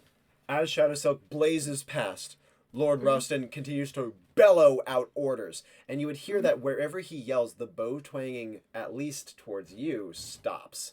His word of command is strong enough that even the thresholders who hate him cannot resist it. But as the two of you go riding out forth, he says, "There's the last of them. Cressida, don't fail me now." He says... You seem to care for her. He says, "She is loyal and worthy and powerful. and Indigo has been at her side since she was a girl. It would be an utter tragedy for her to lose him here. He looks over his shoulder, and he says, but I cannot risk your child. Thank you. Thank you so much. Thank you so much, my lord. He looks to the map. This place is a maze. As he goes, spurning Shadow Silk out. Would you like me to read it, and maybe I can give you directions? Yes, do so. Do so at Right. once, Lady Olivia. Great. Liv knows where the allies are, correct? Yes, she does. Great. We just give him directions away from all the allies on the weirdest path possible. Are you trying to get him lost? Are you trying to get him away? Are you trying to get him back to the road? We are just getting him. We know the direction he's from, right? Yep. We're just going that direction, avoiding all allies and anyone we could run into. We're trying to run into no people and leave. And as you do so, he continues to, like, spurn his horse on. Or his horse. Ha ha ha. Funny jokes and all that. But the horse he is currently in control of on. But he's not able to move enormously fast. It's treacherous land here. And occasionally you would splash through streams and make your way up stony embankments. And even once, you feel his magic, like, surge as he actually temporarily brings Shadow Silk into the air for a moment. Though this is not the first time this has happened on one of my missions with Nemi, and as such, Shadow Silk is actually quite accustomed. Maybe not accustomed, but familiar enough to not be spooked or taken off guard. And Liv would hear the distant sounds of battle, even for her, double plus sensory, I believe? I think so. Yeah, let me check. Get double plus sensory. The sounds of battle would soon fade to nothing. And just be Great, replaced we got with, the magic man away. and just be replaced Go with the team. dry wind of the threshold. Nemi, back over to you. As you can see Sir Fallenright taking his new position, you can see the Thresholder families being, like, trooped, like, slowly rounded up and being trooped away. What would you like to do? Do I hear anything? Does Nemi hear anything that would suggest the jig is up and shit's going down? She would not hear, but Essentially. she would see. Sir Fallenright, up on his mount, is taller than the palisades. And you would see him up there go from observing his soldiers under his command to suddenly looking out. And his eyes would widen then narrow. And then you would see one eyebrow cock as he says, "All hands! Form up at once!" Nemi starts laughing. And she starts walking towards the group of soldiers who are, like, still trying to shackle up people. Yep, absolutely. And She is immediately going to take out her banner. And as she does so, you would hear Sir Fallenright call down, "And why laugh you, foreign lady?" He says, "There's danger afoot. I see an evil shadowy cloud on the distance." So I'm going to activate a couple things. Yeah. I'm activating the banner. I am activating Garen things. Yep. And she's going to laugh a little bit louder and look at him and says, "Yeah, that's actually a great thing." She stamps it into the ground. She says, "I'd like to introduce all of you to some of the men from my kingdom," summoning her men from Banner. She's also going to look at them and go, "Yeah, you're all going to have to be a little heavily armored than that. This is a big deal." And she's going to activate to arms off the same speech, using her perk. Yeah, it's just doing all the things, activating the every ability in one shot. I mean, why not? She's also going to activate the arms perk personal squad. When outfitting the small squad summoned from the banner, and only them, the essence cost is significantly reduced. She is going to give them great swords and full plate. Awesome. And I'm guessing this is like the best full plate you can muster here. Like, they're wearing Nemi armor. Yeah. Yep. And as you do so, Sir Fallenright says, "I see. Well, a noble ruse, I am sure, by your standards and the loyalties you hold, but it will not hold any water or weight here, my lady." And you can see that he takes an enormous poleaxe, long enough that it can sweep the ground from the back of his steed. And he says, You shall be driven into the dust. You and all who stand with you, should you not lay down your arms. She, still having Garen things out, starts slowly marching, using her footfalls as like resounding drum beats. Draws both of her bastard swords, points one at the men who are shackling people, and while using Garen things, goes, "Yeah, you lot, you're on them. I've got the big guy." And she's going to start spinning her blades, clanking them together as they're going, to add into Garen things. You would also hear your Garethings taken up by some people that are not immediately in sight. You would hear Sir Shackle laughing, and you would hear his footsteps beating in your direction. As soon as she heard that, she would also give the whistle. And while using Garen things. Not only would he take it up, but some of the thresholders, being manacled, take up the whistle as well. And you hear your Garethings taken up by thresholders emerging from their homes. The Garethings is building enormously. It has over a dozen voices to it right now. And you would see that the soldiers, starting to panic as people are starting to surround them, would say, they would look up to their commander. "Order, sir! Shall we?" And you would see that Sir Fallen Right says, "Lay not a hand on the hostages! Not a hand! Spears out!" If it helps, I don't know if this would activate, but I have a perk for Garen Things. Ignore my allies.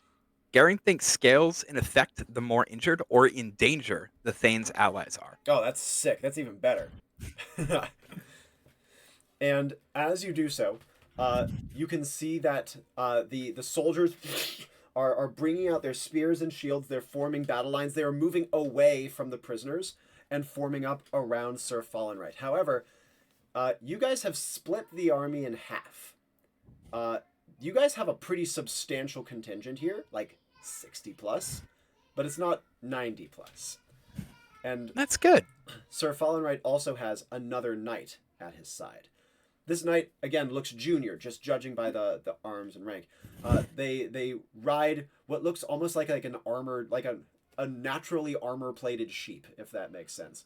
And as they also kind of take up stance, they would call up to Sir Fallen Right. "Sir?"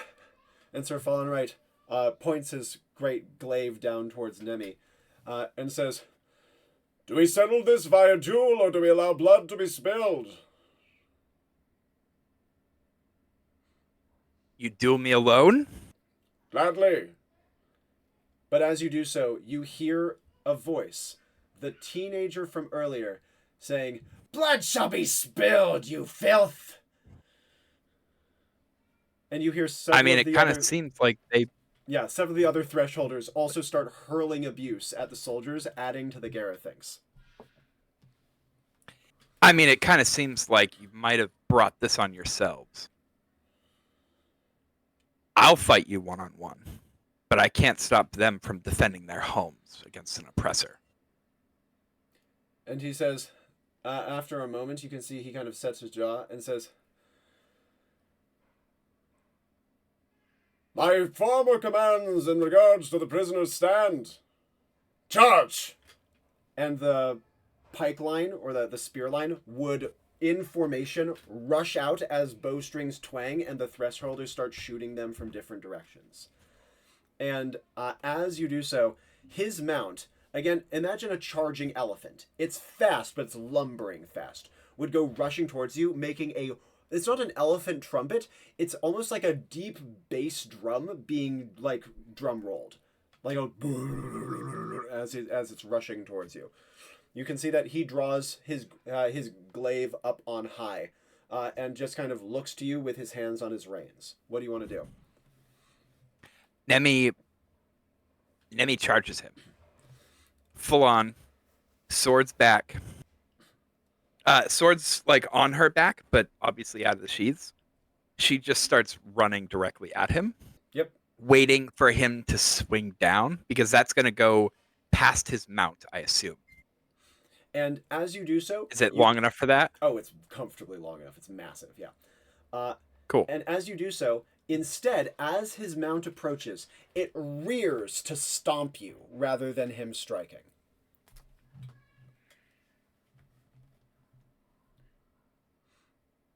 Three might, 2 vigor. I would like to jump up at him, up over his mount. Oh, that's really cool.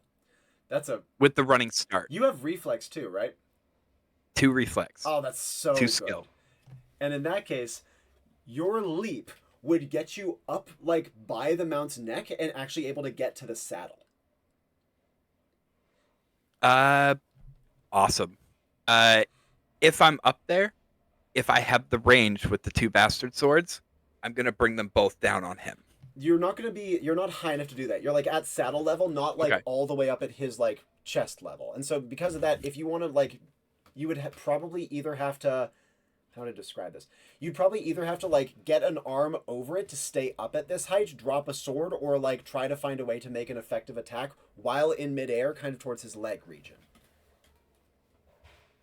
In that case, I would like to change it. I'm gonna flip one sword around and stab it into the thing's neck. Yep.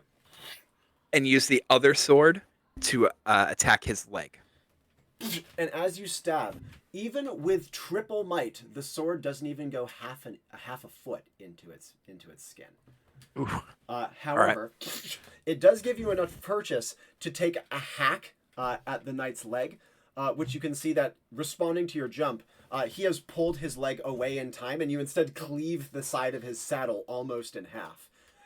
As you do so, however, he like having like skipped off of the side of the saddle, standing up on his beast's back, he would kick the stabbed sword in the half or in the crossguard and like knock it out of his mount's neck, and put you back into midair. What do you want to do? I would like to, with 2 reflex, I would actually like to kick off the mount. Yep. So I clear some distance away. Absolutely doable. It's bleeding from the wound, by the way, but it doesn't seem profuse by any means. How do you want to land this?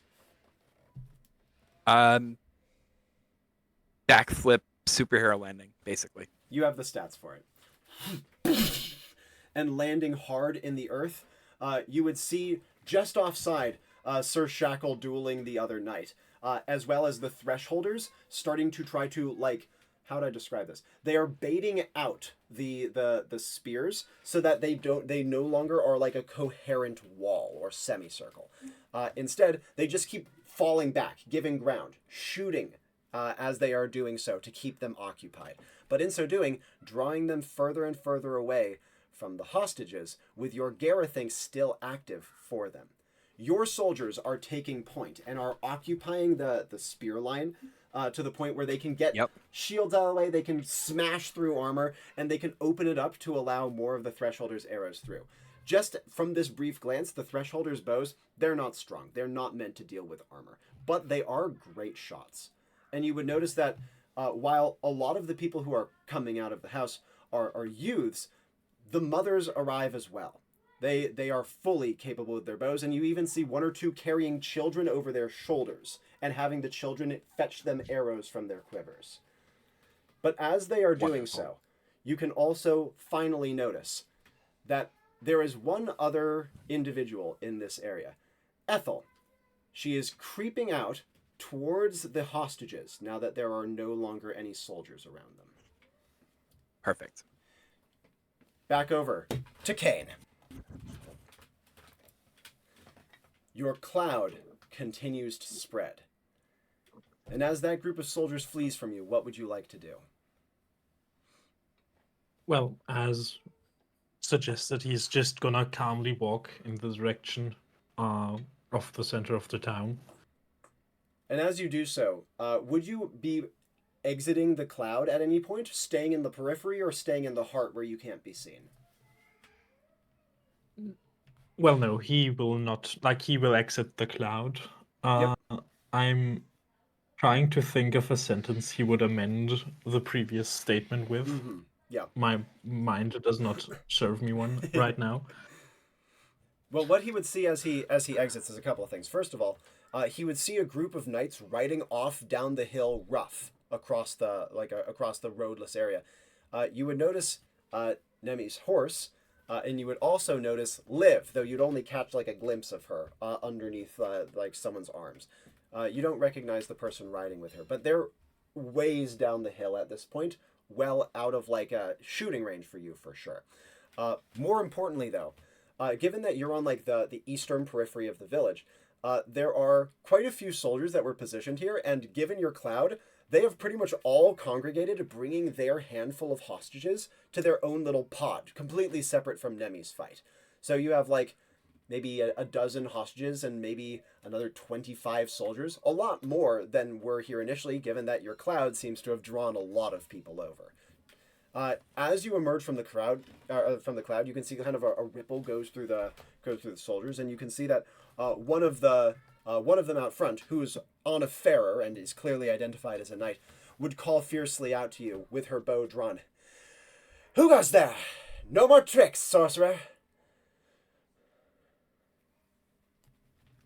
If you're gonna keep calling me a sorcerer, you will find me a very, very unhappy bedfellow. And as you say so, you can see that she says, "Then what do you go by? Speak your piece." And as she says this, you hear Nemi's laugh, empowered by Garethings, and the sound of the whistle command, or the whistle signal. I'm an officer of the outside. We have come here to talk with the people of the land you call Thresholders, and we have found your treatment of them very lacking. And she says, "If that is the case, then I see you as no more than a partisan and the enemy of the Duke."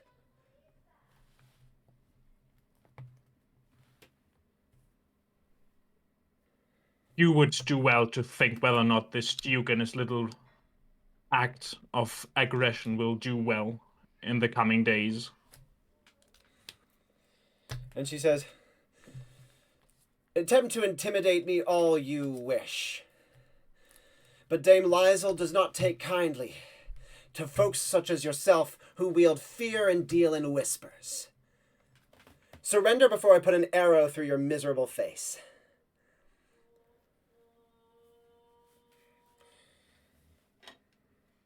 He's just gonna run towards her. And as he does so, she knocks an arrow, and an arrow appears through her hand. Her shot goes wild, and swooping from atop the cliff, you see Sir Falstaff with his short bow drawn. As he swoops down, he lands at your side at a full gallop, alongside your run. He draws his bow back and fires another towards the remainder of the soldiers there, who have formed up with spears and shields and are starting to rush. You can see that Dame Lizel has fallen back behind, and you hear her screaming out commands, clearly in immense pain. "Bring them down immediately!" And you can see that the spearmen, as they go rushing forwards, a few of them hang back, and you see them beginning to knock crossbows. What do you want to do? Just run towards them still, maybe even picking up the pace a bit, though, Yep. Again, this man does not have any vigor, so this is just Yep. regular Sir man Falstaff goes out ahead of you, and as he does so, his great mount leaps, spreads her wings, and he flies over the top of the spearmen. You can see that they, for a moment, hesitate to, be scared of an attack from up above, but he lands behind them without turning, and they, again, turn their attention back to you. You have, 16 spear points bristling in your direction as you're rushing them. What do you want to do? Try the same trick again. In all essence, it's probably going to be harder, but he will try to just purposefully run forward, then at the last moment try to sidestep and go in with the And firebrand. This time, what is your reflex stat? 1+. And because of this, as you start to sidestep and go in, you immediately have other spear points. You can sidestep one, but there's a whole group of these guys, and they're clearly trained to work together. And so, because of that, as Kane would like try to sidestep around one, he'd immediately be faced with another spear point. How does he want to try to react?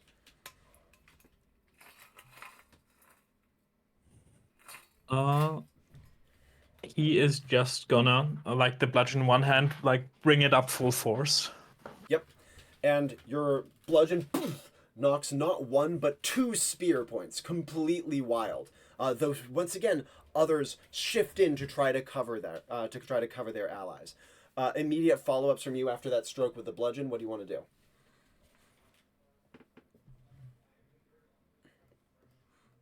This is not a good day to be pointing spears at men that could break your skull in with a look. And just... He will, like, he will just take both the firebrand and the bludgeon and just sweep spears again. Yep. And as you do so, once again, while you knock aside, others can cover, and this time, one takes a jab towards your chest.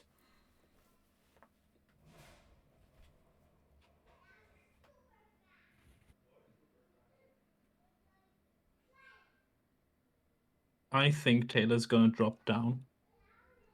Yep. As he does so, the spear point would trace a line across his face, barely missing, getting like wedged into his cheek, and instead just like taking a nice long cut, pretty much from cheek to ear. But as he gets low, what does he want to do immediately before they can like immediately just reposition their spears down? Just wrench the spear that is now aside him. Yep. Backwards. And as you pull it away from the man's hand, you can hear yelps behind them as crossbowmen, now that you are low, you can see between legs, crossbowmen are being taken down by Sir Falstaff.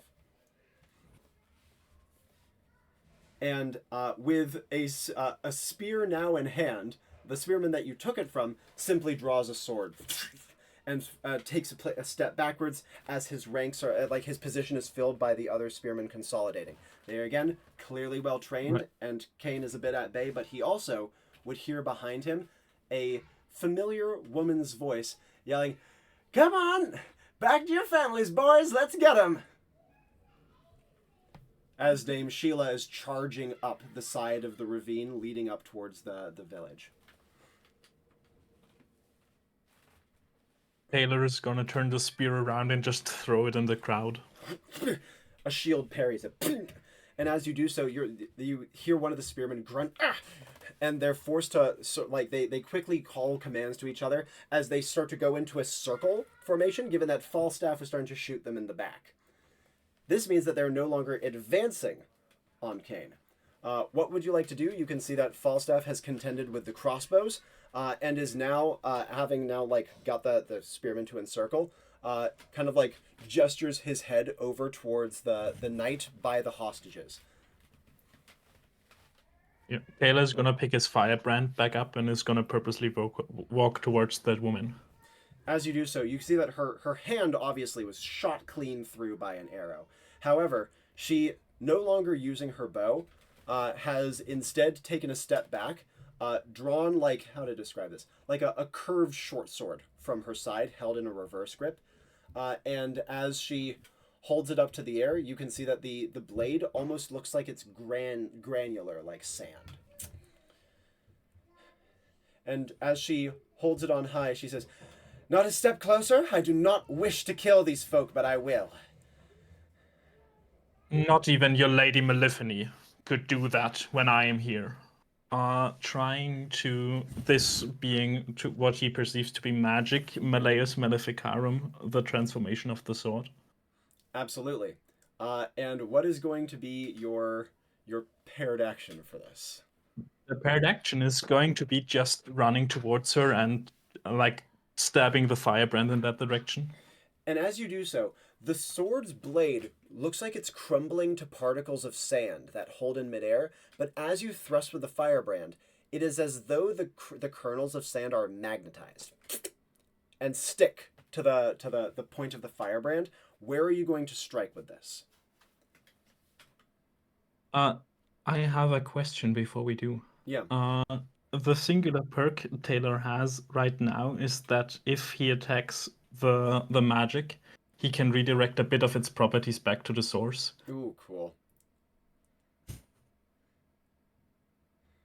So I am trying to propose that that would essentially also turn her a bit more granular, ever so slightly. How do you want to do this strike? Because that will help determine. Yeah, it was like it's his main hand, but it's his offhand, so it's a bit of an awkward strike. Yeah. So essentially, he's pushing her aside instead of attacking her. Really. Yep. And as you shove her to the side, you would see that as she is like lurched offside, there would be like phantom cuts appearing on her face. And you can see that those little cuts are caused by what look like hyper-heated tiny particles of sand that whip around in the air around her. And with each one, the firebrand's property is conveyed upon her. Having her in a bad spot, like holding the weapon aside, he's just gonna go in with both the firebrand and the bludgeon. Like the firebrand first and then the bludgeon. That sort of thing. Yeah.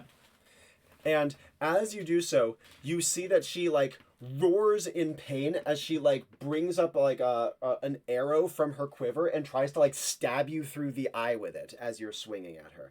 But your bludgeon, empowered by her rage, slams her 20 feet to the side, and she tumbles head over side and lands in a heap on the dry, cracked dirt. She doesn't move after that happens. Follow-ups from Taylor, as you can see that the thresholder hostages are already trying to start getting the manacles off their feet. Would a trickster or sorcerer be able to knock one of those this far?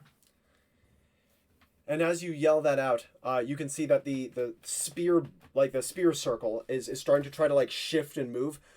You can hear them still barking commands to each other, but once in a while, one of Falstaff's arrows will find their way in, and he's way too agile for them to get anywhere close. And you hear finally one of them calls out to you. You can hear desperation in his voice as your cloud of suspicion has reached them by this point. Will you parley? Our commander's dead. We have nothing. We will flee this place. You will lay down your arms and will hope these people are more hospitable than you have been. And as you do so, you can see that after a moment, there's disagreement with them. You see them contending with each other, shuffling, some begging no, and others saying, yes, we must.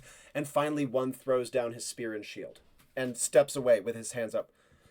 And you can see that others start to slowly follow suit. But as this is happening, we're going to briefly check back in with Liv and then Nemi. And Liv. Liv is, yep. The threshold is beautiful in, you know, a red earth, dusty sort of way. The pine trees are huge and crooked and lovely. And it has these little tiny streams that almost feel like they dry up before they go anywhere.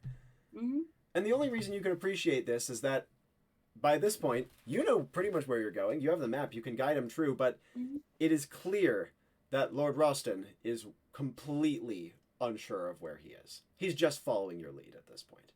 And as the two of you gallop on, he would occasionally say, perhaps soon to a road, Lady Olivia.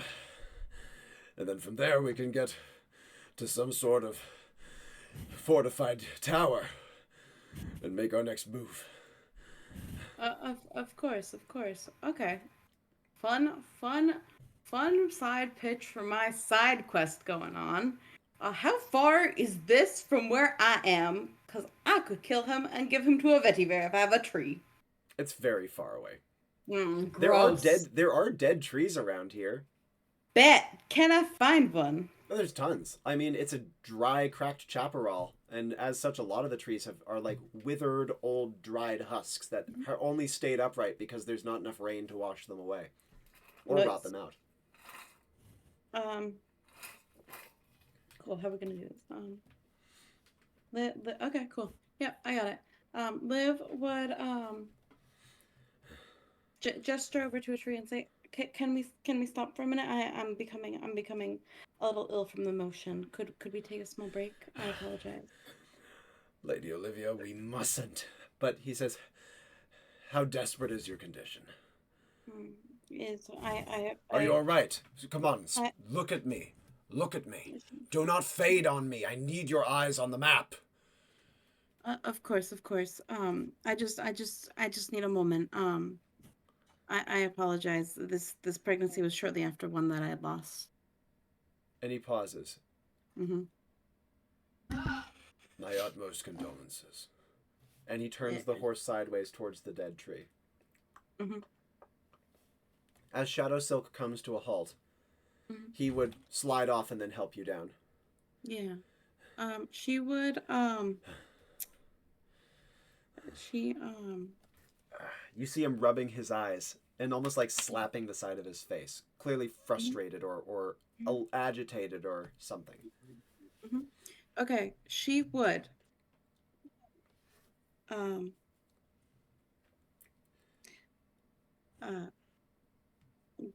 to hug him, feeling like being distressed, and like go for comfort.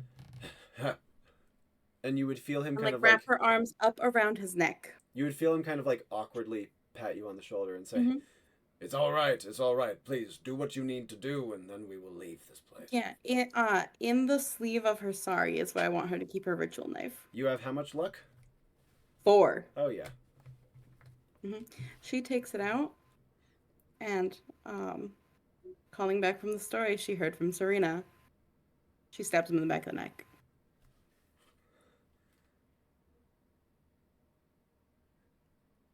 He doesn't speak. He tries. She says, I'm sorry. And then she speaks and looks at the tree and says, Avetiver, I hope you find pleasure and can take control of this part of the land. He, like, collapses down on top of your shoulders. Liv brings him down and strokes his hair as he slowly dies, comforting him in his last moments. And as he does so, he's barely able to focus on her. You can see him trying to make words, but none come. You can see him trying to cast magic, but he can't. It's too weak. It's too late. Liv says, go with peace. Hopefully Nolana will take your soul. It will be okay. You've lived a good life.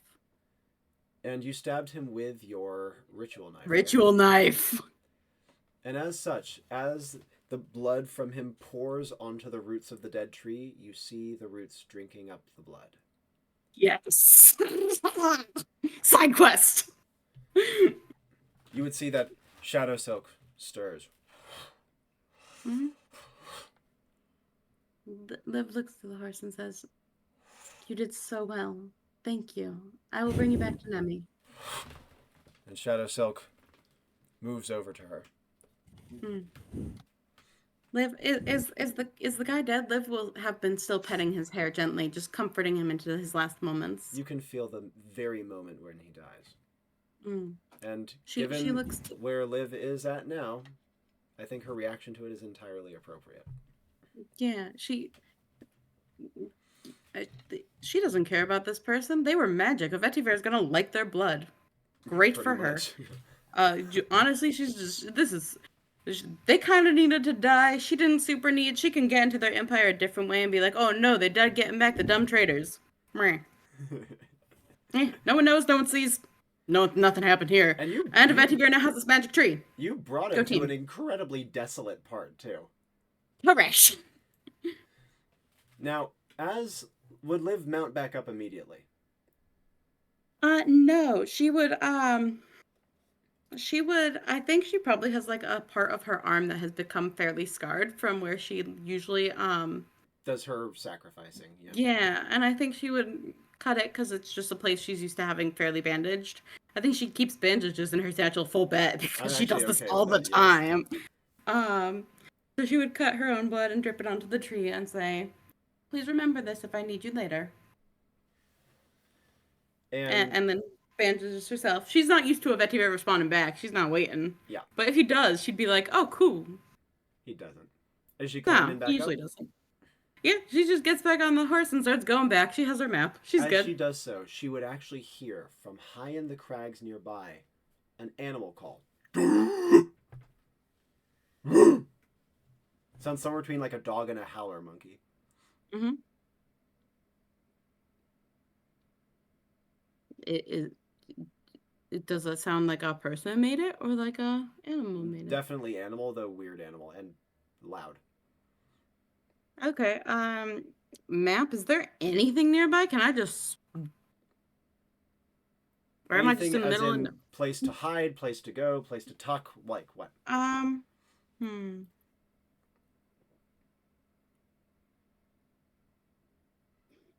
If we all ping out, is Shadow Silk getting back? Yep. Shadow Silk will Great. hang out with Nemi.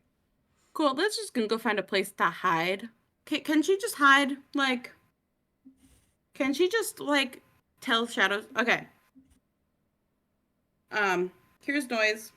Goes back to tree. Mm-hmm. Gets off Shadow Silk.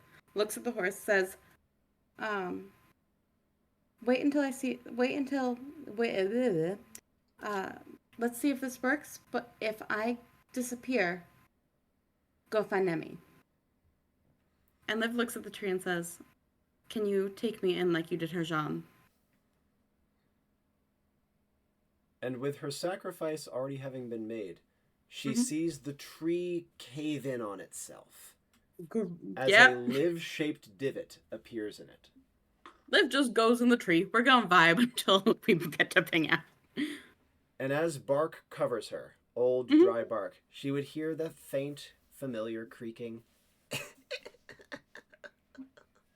laugh. Mhm.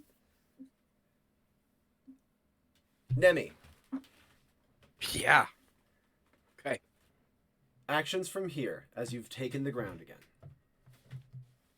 Garen thinks it's still up. Yes, At though this it is point? starting to run its course soon. Okay, that's fine. She is going to look over at Sir. Oh God. Oh, where is it? Shackle? Fallen right. No, Oh, Fallen right. pardon, Guy up yeah, on the Fallen mount. Right, yeah. And she is going to stand, like twirl off the blood from her blades. Yep. Goes, would you fight me honorably one-on-one without your mount? And he says, Person to person, knight to knight. She just like levers, like points her one of her bastard swords at him, kind of like almost accusatory, like stop being dishonorable. and as you say so, he says, the thresholders that you tether your cart to have no concept of honor. He says, I'm not with them.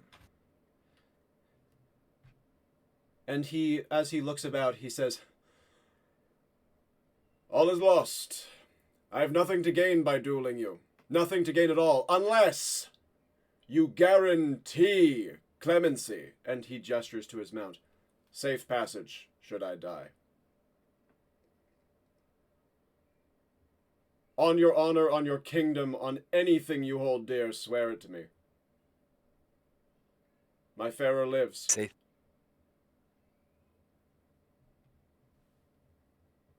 I swear it.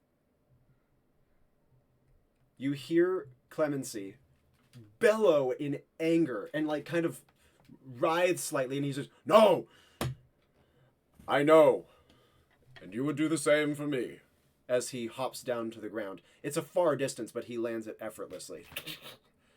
And you can see that his great long glaive, the haft of it shrinks down, not mechanically, but magically, to become more of like a one-handed chopper, if that makes sense. Yep. And as he does so, he pulls a second from his sheath. And he turns to Clemency and he says, go! I do not wish for you to see me die. Go, please. I love you. And he looks back to you. And he elongates both of the halves slightly to make them about like the length of your bastard swords. Nemi does, as like her Garen thinks dies out. Says, the Pharaoh leaves. No one touch it or deal with me after.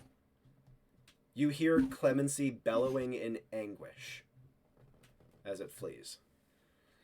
And you can see that Sir Fallen Right says, well then, your honor about you, mine about me. Have at thee! And he begins to rush you. One in front, one in back, held high. Nemi starts spinning the blades so that he has no easy avenue to attack without a blade spinning around to defend Yep. or counterattack. As she is taking up spin, you can see that he would like test your blades, like your blades whirl with like 1 or 2 jabs, but both of those would be effortlessly parried. And he halts his charge and starts to take a step backwards and to the left, elongating his upper glaive slightly as he brings it down in an incredibly heavy overhead chop. Nemi wants to not hop, but like dash in slightly. In an upward motion from both, she wants to catch the wooden haft of it and attempt to just split it in two. And as she does so, she is shocked to find that it is not even scratched. And with her blades up like this, he has taken the opportunity and shoulder checks her clean in the face. What does she want to do? He's a tall man, and his shoulder gets clean into her helmet, not obviously hitting her chin, but certainly overbalancing her. She wants to just use the momentum of her like rearing back, and then stop, tighten up her core, and headbutt him directly in the face. And as you do so, he had been shrinking his half down to like get the chopper into a point where he can melee you in. But as you slam your face, his helmet is so badly dented that it actually like covers his mouth where it previously had it. His head jerks backwards and he takes a staggering step away from you. Gonna follow up with a quick like Spartan kick to the chest. He is knocked staggering backwards, but shockingly stays on his feet, a testament to his own substantial durability.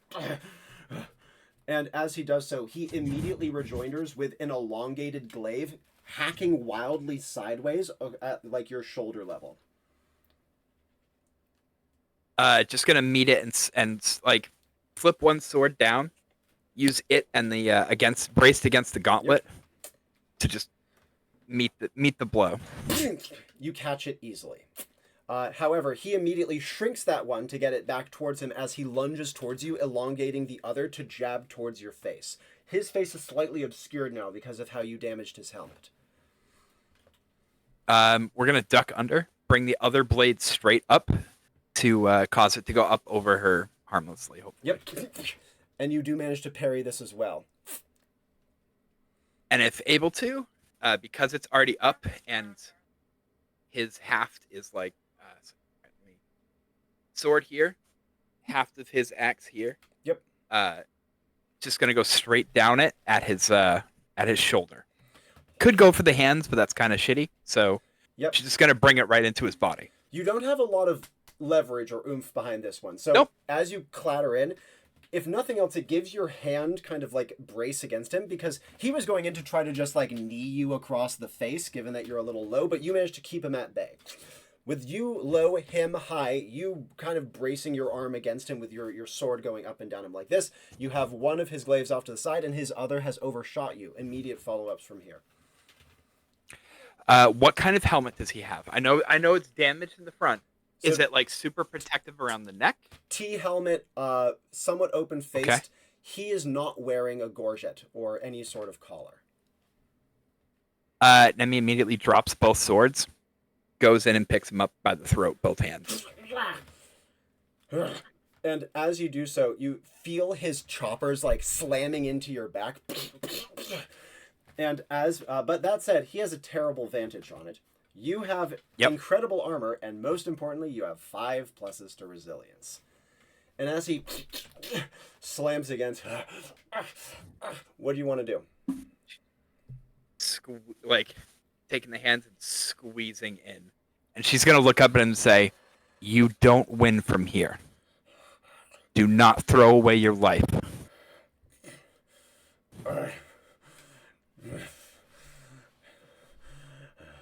And he, after a moment, closing his eyes, grunting, you hear him drop his glaives. Nemi immediately will put him back on his feet and remove her hands. You yield? I yield. Such speed, I could never have imagined. Not many people can take a shot like that from me and stay standing, let alone fight me. She kind of like claps him on the shoulder. She also then turns and... What? My honor in tatters. My Pharaoh away from me. What more is there left in life?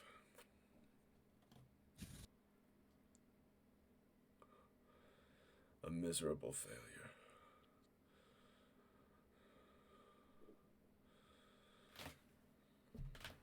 He says, Nemi's actually going to take off her helmet. Yeah. And look at him. Like, face to face. Just look at him and go, you're alive. There's always ways to regain your honor. This doesn't have to be the end of the story of Sir Fallenright. It could be a turning point in which you make better use of your life. A knight's life is tethered to his lord, and the use I have made I deem good. But this failure is inexcusable. You are a queen, yes, of rank. Technically, yes. I ask but one mercy of you. He would take his tabard and hold it out and says, strip me of my rank, for I do not deserve it.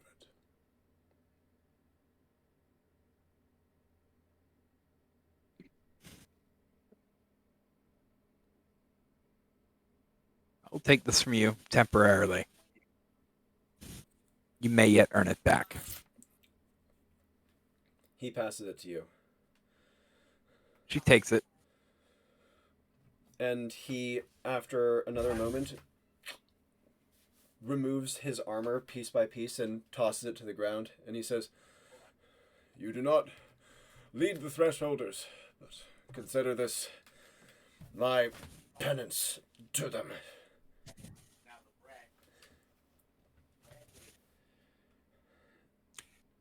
Nemi at this point looks over to the rest of the Duke's men. And she sees that at least a dozen are dead, and the rest have surrendered.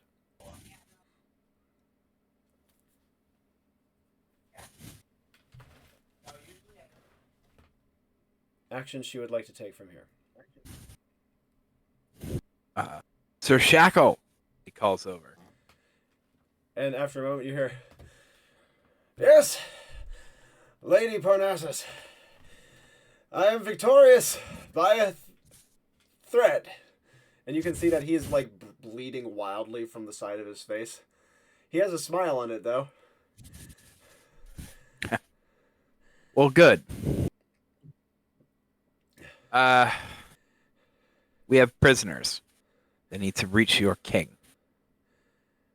I do not know if that will be possible, I fear, for we will have to pass them through the western parcels, which Adelkern controls solely. The only reason we were able to pass through is by the cunning eyes and knowledge of secret footpaths of the Thresholders, and I do not know if they could escort so large a group, especially of unwilling prisoners.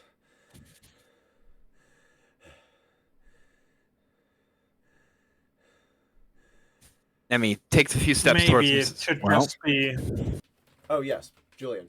left to them then. I'm assuming having this much leverage should afford them a modicum of security. At this point, Taylor would absolutely have rejoined at the center of town, with his group having been contended with. The soldiers you had been fighting had all fled, and began running out into the threshold. But Sir Falstaff would come to you and he says, I can pursue them and I can kill them, all of them, before they reach the Duke. It is what we've been told to do. And he nods as his mount takes to the sky, and he flies out across the dry trees. But from here, Kane would have made his way into the center of town to see the remnants of the brawl. The Thresholders with their bows. Nemi's crew standing triumphant over the fallen and imprisoned soldiers, many of whom are now being clapped in their own manacles. he would see Sir Shackle, and he would also see Dame Xela, though he would see that she's also not looking fantastic and has an injury both to her arm, her leg, and her fairer.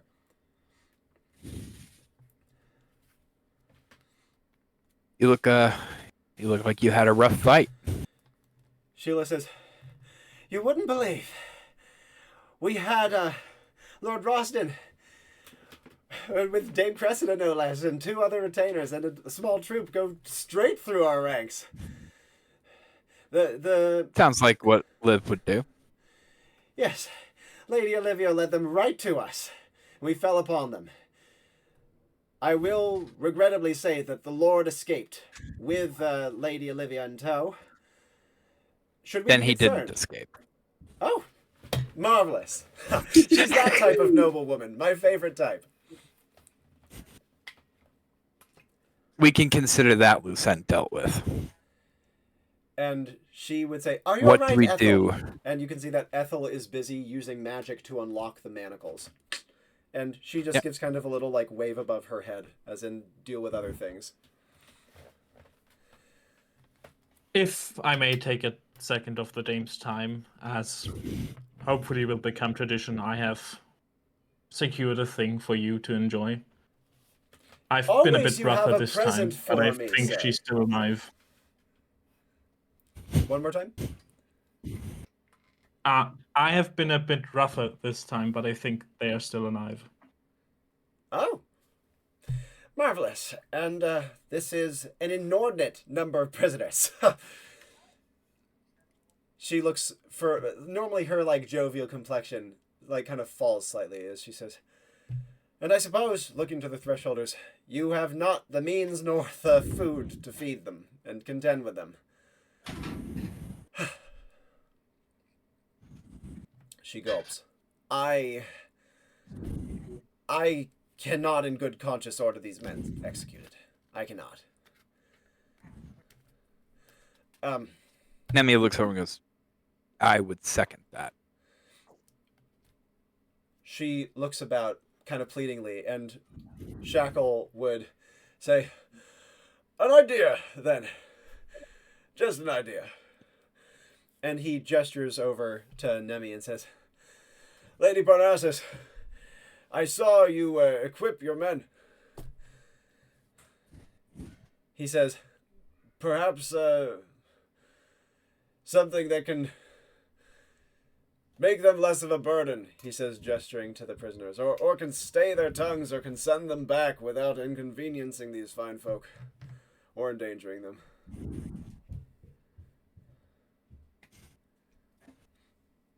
And after a moment, you hear Ethel's small voice say, "What do we need? What is the matter? Prisoners? All of them?" Yes. Yeah. Yes. We can't leave them here. "Let me put a message through to the king. This place is difficult to access. Very difficult. But maybe I can find something. Please try. Regardless, though, we must not forget, as much as I would love to help these people and amend for the suffering they have been inflicted upon them, we must continue west. I can't falter now. I can't lose sight now." And Shackle would come over and kind of warmly rub her shoulder and say, "Spoken like a true noblewoman, a lady of your stature. Eyes on the prize. Xela, are you good enough to ride?" And Xela says, "Yeah, good enough to ride. Where's Falstaff?" A few men got out. They took to the skies to take them down before they could report back. "He'll catch us up." And as she says this, you all feel your badges ping, including Liv, in a tree. In a tree. Can Liv tap out in the tree? Or just magic ping out in a tree? I will say that while her arms cannot necessarily, like, she would be able to, the tree would, like, adjust around her to get her hand into position. Sweet again, magic tree. The last thing she would hear would be the creaky Before she ping out laughter. and says, And say what? Just the laughter. Yes. Yeah, before she ping out, say, hope this gives you a good foothold. And then ping out. And Kane and Nemi, as you feel your badges ping, with blood of soldiers on the ground, them on their knees being manacled, the thresholders exacting their vengeance, walking among them, grabbing their faces, cuffing them, in some cases stepping on their hands. The Seekers of the Sun are purposefully trying to turn away from this. And Nemi would walk towards muster them. themselves to keep moving west. Nemi would walk towards them and look at them and say, I didn't see a single instance of these men hurting your families. They inconvenienced them, sure. They didn't hurt them. And threatened, forget not. Threaten them then. You don't need to hit them. They've already been beaten. That's more of a blow than any physical one. And one of the soldiers would actually Don't be worse than them. One of the soldiers would raise his head and says, blessings and gratitude upon your house, my lady, before bowing his head again. Nemi would turn back towards the rest of them. Like the fellowship. Yep.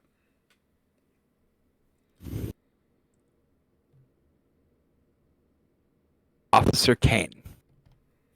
It was interesting working with you.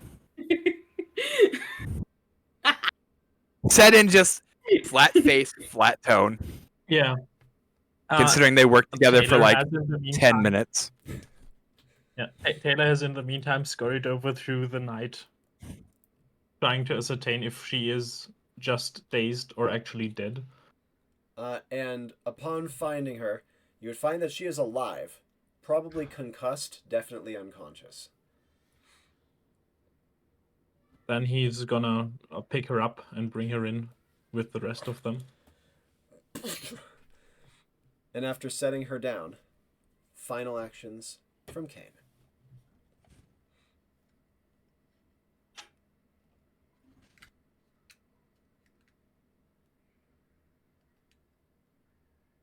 We did our jobs. That is to be expected of us, no? Yes. And Dame Sheila, looking over her shoulder, would say, and I continue to be profoundly grateful for them. She says, Kane it was. I never got your name the first time about, I think, or at least I cannot remember it. Next time, perhaps it can be in happier times. Share a drink, share a story, instead of dealing with bloodshed and misery.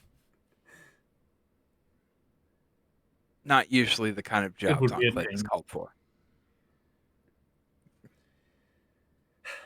Well, a pleasure and a privilege, my lady. Good sir. We are off to seek the sun, as it sets. And on that I don't note, feel right leaving without... Nemi might stay, actually, until they figure out what happens with the prisoners. certainly. She did give her word. And on that note, we will end the mission. Nicely done. I presented you guys with an incredibly dangerous social situation. And you not only navigated it well, but you got yourself into a very advantageous position in the fight. As you might imagine, a fight was inevitable here. However, you guys positioned yourself in it such that the fight was minimally awful. Now, first of all, questions about the plot of the mission or calls that I made? How dangerous was Scary Magic Dude? As in, like, if he had been a one-on-one fight? If you've been fighting, He could have beaten Nemi comfortably. Yeah, he was wildly dangerous, correct? Yeah. I read that right? Unbelievably dangerous. And actually, I think Kane could have maybe tangoed with him, but you would have had to time Malleus Maleficarum perfectly. The main reason he could deal with Nemi so well is because he can keep her away from him. You know? Pretty effortlessly. And also his words of command are dangerous. So those were his Yeah. 2 things that he had. I honestly considered the first time Nemi met him just going, well, a fight's going to happen anyway, but I'm this close. Punch. I think I can take him out. Nope, it would have been draw, slice upwards, dead guy, hopefully. But I was like, no, let's try to do something more to help the mission absolutely. proceed. And honestly, that would have been a great play. It would not have killed him because he did have a magical ward upon him, but your bastard sword would have been able to get mostly through that. So it would have ruined How the hell did Liv do that? Ritual Reason knife? being is because you may have remembered he was casting a fuckload of magic as he was riding. He was in red essence by the end. I actually put right in the chat. I was like, yeah, that's right. Blow through all that magic, baby. Exactly, yeah. So, any other questions about the plot or calls? Marvelous. No, it was wonderful. In that case, to briefly review the characters. For one, Liv. I think Liv is starting to find her focus again. She's getting there. As soon as you locked in on Lord Roston, I felt you hitting your stride. The familiar face on Dame Cressida was really smart because it made him way more likely to take you even remotely seriously, and then the double team with Nemi was amazing. That was like the best social play of the mission, of you two like briefly collabing with each other to make him take Liv seriously. That was so important. Well, Kadrien and I had talked about these 2 characters need to have this conversation at some point, and then it just worked that it could be used in mission to gaslight and establish legitimacy. Yeah. As you might imagine, he would not have given a solitary shit about you if you hadn't established legitimacy. He would have been like, oh yeah, this fucking weird hobo is coming in telling me about lands of the West. I don't think so. But once you start doing that, and he sees this like clearly noble woman, backing her up, he's like, oh, okay. Not only backing her up, but requesting one of her children to be a leader in her place. And also, as I mentioned earlier, the Duke is dying, and there's not a succession crisis, but there's questions about succession, questions about political marriages. These are all on the mind of this land, and so you bringing that up adjacently and also more directly was very smart. Gave you a great in. I thought that also the way that you made him take care of you was your most effective way that you have ever done so, by the way. Ever. Wow. Because not only were you believably scared about believable things, and you believably said, help me protect my baby, but then you hit him with the miscarriage thing when he's in a red essence. No, he's not resisting. He's not resisting. Despite how much of a cold bastard he was, he's not resisting that, and you set that up marvelously. It was like a systematic thing of just one thing on top of another that just led to okay. The miscarriage has become wildly useful. God, sounds so terrible. It really does. But if Liv describes her own story, she sounds like a goddamn psycho. Yes, indeed. As you guys may have seen, excuse me, I'm getting another knock on my door. Hello. Yeah. Yes. I want to say that Taylor is a badass. Perfect. My It wife is asked one me of if I- the characters I'm extremely Yes, I happy will. with. How they Perfect turned timing. out. I need to go help with the boys. So, finishing up. What the fuck was I saying? Anyways, the Lord was the biggest threat on the mission for everyone besides Taylor. And even for him, scary mage. I would say that he would be kind of Meliphany tier if Meliphany were like focused on you and were like smarter and had the command power. That was very, very frightening enemy. However, speaking of which, Taylor, first of all, your strategizing is always great. Second of all, the way that you approach the thresholders was very smart. I thought that of all of the strategies that you guys had, Nemi's was the like highest risk, but ended up paying off because of her timing of Gara things. I thought Taylor's was the one that had the highest chance of success by far. I thought it was beautifully done. Your kind of timing of the Cloud of Suspicion was also very well done. And this was not something I believe came up on your previous mission, but people around here are very paranoid about sorceresses and like unaffiliated mages, we will say. And so you also responding aggressively to that kind of like was cognitive dissonance for them. They were like, what the fuck? Well, like, what are you then? You know what I mean? And so you played the social ambiguity really, really well. You did your fencing combat really well.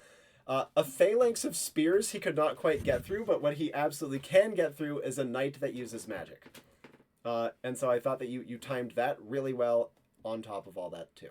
I thought that Taylor's kind of subtle build was a nice contrast to the rest of the mission and ensured that even though Nemi couldn't grab all of the soldiers, the pocket that weren't grabbed, which as you saw had a knight commander who was willing to kill hostages, didn't result in deaths, because that would have been a disaster. And speaking of which, lastly, Nemi, my second time hosting for her. Not only is combat with her insanely fucking fun, the Gara thinks 2 arms combo was really well done. That was very like tight synergy of those 2 abilities together. I really liked that. And on top of that, seeing you contend with, like, I would say the only enemy on the mission to whom chivalry was actually going to have a chance. Like, the others, like, they're chivalric, but they're very loyal to their duke, right? And but you got him into a choke point position where he's stuck on all sides. And you gave him an out, and he's like, all right, let my Pharaoh live, right? And so you did a great job of actually giving that play, because as you saw, him plus his mount was a really hard fight. I knew if it wasn't even that Nemi was like I was trying to trick him into it, because I thought if I could get the mount out of the equation, we'd at least be on the level. It was one of those. At least it gets the mount. Like if I can pull him in one-on-one, it was also to try to keep him from focusing on the fact that the battle was going very poorly for his men. Exactly. So if I kept his focus just on me, and the easiest way to do that was just one-on-one, and I thought that was just, I could tell he was very honor-driven, and I was like, let's see if this works. And the fun thing was, with his mount, I actually think he has the edge on you. Without his mount, you wildly outstat him. You just walked all over him, right? But like, don't get me wrong, totally decent fight from his, a good try from him, right? But without his mount, he was toast. And you did a great job. If he had kept on the mount, I might have. I didn't think I was going to win that fight. Yeah. Which is why I was like, let's get him off the mount. And that's the thing with Questing Realms Knights. When they have their mount, they are much more effective than when they do not. Yep. Do you guys have any final questions or thoughts about this session, about the characters involved? Any of that, I would love to hear. That was great. Captain, I want to talk about getting Liv somewhat. I want to cross IPFs at some point. Yeah. Kadrien. Speaking of IPF, Nemi would have stayed until she was comfortable with the fact that the 2 knights and the soldiers were going to be not executed and would actually be safe. Yeah. Oh, yeah. Mal asked a good question. What did Liv plant a vetiver a little bit? That remains to be seen in flavor. Who? Julian, any final thoughts from you, or are you feeling good? Marvelous. In that case, thank you guys so much for playing in this Chapter 1 Seekers of the Sun. Ooh, actually, before I say that, Julian, you said something that's both funny and interesting. The Duke's going to be making it a taboo to come here for like a century. Well, fucking put. Yeah. Turbo cursed. He just lost a grandson, Yeah. like 6 He knights sent and an 5 entire like fucking regiment. knights. 3 of them died and the other 2 got captured. Like, wow. Terrible. Like, by who the fuck all? People from the trees and from the west. Yeah, so you can... Oh, thank you for reminding me. Mission name is just, in this case, Seekers of the Sun, Chapter 1. So you can note that one down. Yep. Thank you guys so much for playing. It was a great way to kick off this saga. And I hope that you and everyone else at home continue to enjoy it. Let's do sign-offs. We'll do Julian, Kadrien, Xela. give whatever little sign-off you would like to give, and then we will wrap up.